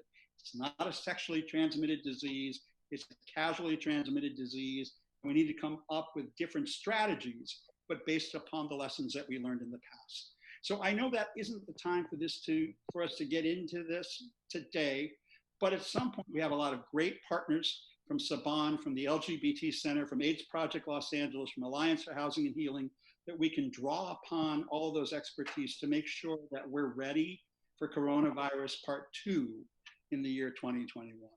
Thank you, Mayor. Thank you. Mayor Pro Tem. Thank you, Mayor. In no particular order, I just have a few outstanding issues. One question that was raised by a local business was whether they could apply for the payroll tax credit with the federal government and also do the sales tax delay through the state government. And it was the opinion of ours that they could apply for both. So I just wanted to mention that here and get clarification if that's not correct, because that is currently the advice that staff has given. With regard to construction, I agree with many of the comments that Councilmember Meister mentioned. One issue in particular that's happening is because we have lifted parking permit restrictions, there are more construction workers parking in neighborhoods and creating parking issues. And so how, if you could speak to, Paul, how we're dealing with neighborhoods that have a particularly large amount of construction and making sure neighbors, folks who live in that neighborhood have ample place to park. I agree with a lot of what Councilmember Heilman mentioned with regard to workers. I think we've spent a good deal of time on how we help businesses. There's certainly still more work to be done, but I don't think we've spent anywhere close to a comparable amount of time thinking from the workers' perspective. And I think a lot of the issues that he raised, I share. First and foremost, I think there's an assumption that workers are going to be able to go back to jobs that they left. And we're hearing some businesses are completely changing their model to not just weather this storm, but that may be how they operate on a going forward basis. So jobs might be eliminated altogether because the business has changed how they operate. So how do we make sure that all of the protections that we can put in place for workers are there, and that we are also making sure that that some employers are not using this as an opportunity to get rid of employees that they believe to be problematic or otherwise an issue, that all of the transactions that are happening between employers and employees are happening with regard to this crisis in good faith and substantiated, and not creating problems for employees to get back to work, because I think that's what we all want, is for businesses to be back up and operating as they were. Making sure that folks can get access to other jobs. As Councilmember Heilman said, there are some jobs that are available now and others will become available, and making sure the people who help to build the West Hollywood economy by working here have an opportunity to continue working here, perhaps in a different job, but still working here in the community that they've come to know and love. And especially making sure that we do all we can to protect their access to healthcare. We are in a public health crisis. And so making sure that people continue to have access to the healthcare that they need in this time is critically important. So if we could get some focused work on those particular areas to come back at our next meeting with some suggestions on, I know that we've been provided some suggestions, but I think we need to think about those in the context of what's realistic for our city, I think would be very important. I know there's an issue raised, people have been talking about creating a food bank in the city of West Hollywood. And I looked into that with staff's help, and I know that food pantry and food bank permits come with a lot of requirements and certifications. So I don't think that's something that the city itself is going to be interested in, but I do think that's why we contract for services like SOVA and others. And so if people have food they want to donate, they can donate it there. If and I know that we are tonight expanding substantially the amount of funding that we're giving to these programs. So I think that's really the right way we want to be going. If people want to create a new nonprofit, they can certainly do that and approach the city, but I don't think that running a food bank is necessarily something that makes sense for our city to be running. One question I think I would like us to answer, if we can't answer it completely tonight by the next meeting, is consistency in dates. As I mentioned earlier, the county and the state have said April 19th, the federal government has said April 30th, and Los Angeles has said through the end of May. I've spoken with our county supervisor, our representatives in Sacramento, and the governor, and they've all said that it is undoubtedly going to happen, that we're extending the dates, but none of them said to when or when that would be announced. And so I think in this time of uncertainty, that adds to people's anxiety and stress levels. So the more that we can get certainty on what the dates are, how long we project this emergency period is going to be, and getting that on the books and being consistent with our dates, I think helps people, from small things like when parking permit restrictions will go back into play, to the bigger things like rent that we discussed tonight. A couple of incentives that may or may not be helpful for businesses. Delaying repayment of sewer fees, perhaps getting a percentage reduction on business taxes overall. And then finally, the issue of face covers, I know, has been a hot topic in the community. It is my understanding, and correct me if I'm wrong, Paul, in your comments, that face covers are something that are advised by LA County. They are not currently a requirement of LA County. they are the enforcing body. So if you go into a business and people are not wearing face covers, or if you see postal workers not wearing them, it's because they are not currently required to as a matter of law.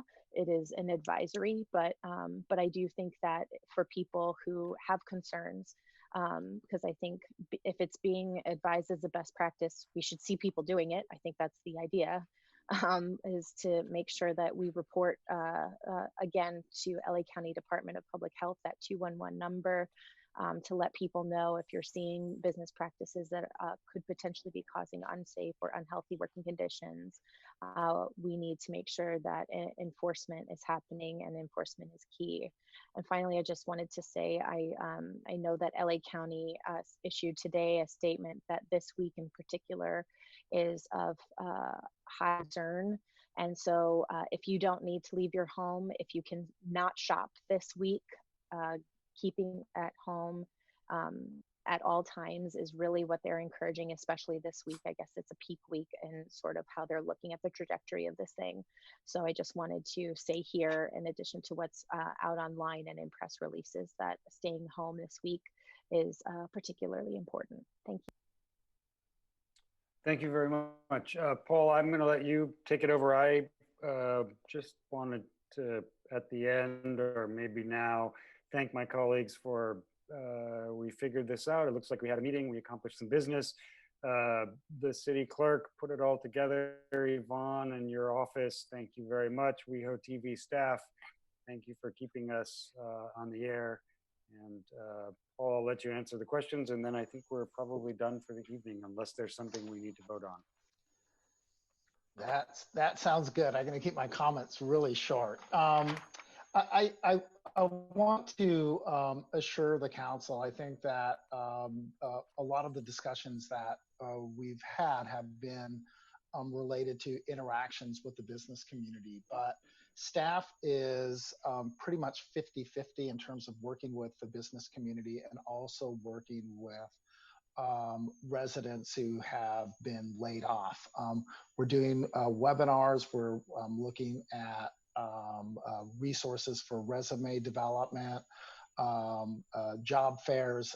We're really, really active on getting our community workforce back to work. If there are other ideas, forward them to me and I'll send them to staff. But right now, we do have a designated team that is just primarily focused on getting our community back to work. And I'm going to just go based on the order of the questions. One of the questions was about making sure that the testing is coordinated properly. 100%. It would be coordinated through the LA County Department of Public Health. Hopefully we would do something in tandem with CEDARS. It would be based on qualifications before people could come to the testing centers. It would be by appointment. So that would be very well orchestrated and organized. In regards to our cable channel and utilizing that better, we've actually launched 2 new videos today that are appearing on our cable channels, providing information to the community regarding the current health crisis. The rates of infection here in the city of West Hollywood, I can work with Kristen to see what information we can get. Likely it's going to be anecdotal because of HIPAA issues. The county and the hospitals just are not going to provide us detailed information. We may be able to get some information, again, that's more anecdotal as to why cities like us are seeing trends, but it may be difficult to get specific information, but that's something we'll work on. In regards to construction, there were a number of issues related to that. We are going to be doing focused outreach to all of the construction sites. I know that my staff is listening to the meeting because they're all texting me at the same time. And I appreciate that. I'm glad they're paying attention. Obviously, there's no sports to watch, but All of the parking requirements for construction sites are in effect. So if people are, contractors are parking in residential areas where they're not supposed to be doing that, they will be cited, and you're giving us tools to be a little bit more forceful with the development construction sites. Cannabis, again, staff's listening on the line, so they'll reach out to not only the cannabis businesses, but all businesses, reminding them about the social distancing and giving them tips and good ideas for how to make sure that they're protecting their customers. Our hotels have been reaching out to not only to the city, but to LA County and to Cedars to provide housing for first responders. So that has been in the works for several weeks. Property tax relief is not going to happen. We're not even going to get a delayed period to pay property taxes. I know the county is anticipating that, like every other jurisdiction, they're going to have major fiscal challenges. And while the issue was raised with the county, they at this time are not interested in providing any relief or any delayed payment program. Street sweeping, we continue to do street sweeping. If cars are parked there, we're not citing anybody, and we do some of the sweeping manually. So we don't want to create one problem, trade one problem for another. So we're continuing to do that, but we are being relaxed on parking enforcement, so people are not being cited if they cannot move their cars. I agree with Council Member Duran's comments about the parks and the dog parks. I think it's going to be inevitable. We want to give them one last chance to regulate themselves, and if they don't, we are prepared to shut those down. The question about the sales tax loan and the small business loans, yes, businesses will be able to apply for both. We're going to be doing a webinar on those programs. I want to comment a little bit about the sales tax deferral that the governor put into place. It's basically a small loan based on sales tax up to $50,000, which would be roughly $5 million worth of sales for a business, and they could defer that, I believe, up to 12 months. The problem with that is that decision was made in a vacuum, and I really respect the work the governor's doing. He's being a national leader in this particular area, but West Hollywood's one city. There are 480 cities in the state of California, and some of them are going to be on the verge of going bankrupt, and for them to have to lose a chunk of their sales tax for any period of time is really difficult. And the reminder of sales tax too is that the business isn't paying the sales tax. It's the customer who's going into that establishment that pays that sales tax. And it's a challenge, and we're still trying to figure it out and what the impact is to the city of West Hollywood. That's why at the beginning, I don't know what our budget's going to be like last year, but it's really difficult when there's just that gap in communication. And while some of the West Side cities may be in a better place to handle some of these shifts, there are a lot of cities in the state that I could see having to go bankrupt. I mean, this is going to be a major blow to a lot of cities. Dates, in terms of communicating dates, I agree with Mayor Pro Tem. It's really frustrating. Everybody's coming up with their own dates. We have been extremely consistent with relying on the LA County Department of Public Health. They're the ones that we have been following their lead. For the most part, they've been extremely reliable partners in providing us information. It does get confusing, similar to the emergency ordinance you passed last night. There are nuances between what different cities are doing, but for right now, we're trusting our lead agency to give us the best advice, and we'll continue to push that information Lastly, yeah, face covers. You know, it's a never-ending challenge in terms of information changing, us learning new things about the virus, the pandemic, and how to protect ourselves. Basically, the message on face covering is you should not be wearing a professional or surgical mask. Those have to be reserved and saved for first responders and medical professionals. They need those. What they're suggesting, though, for the general population is to wear face covering. And the face covering isn't to protect you, it's to protect people from you. What they're finding with this virus is that you can show no symptoms and you can be carrying it and unknowingly passing that on to friends, families, and strangers, and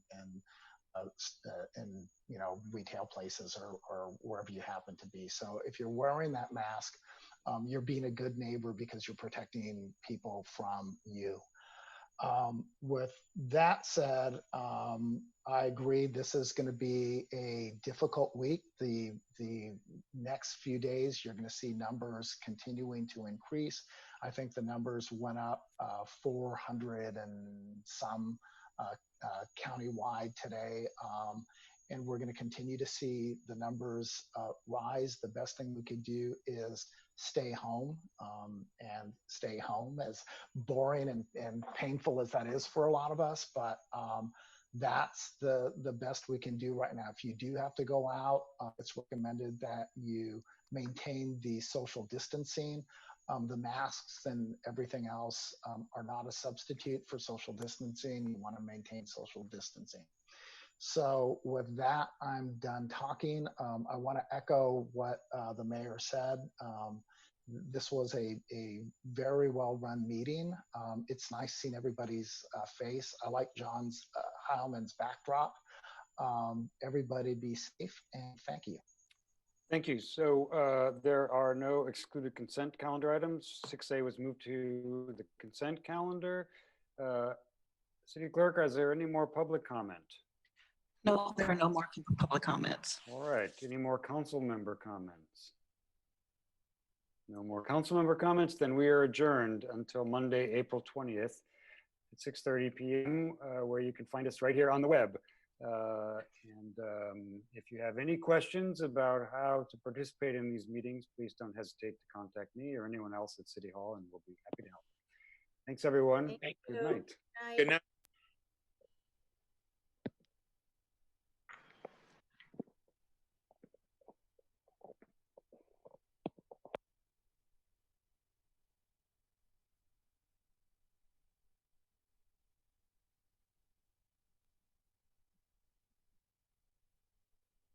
Baby.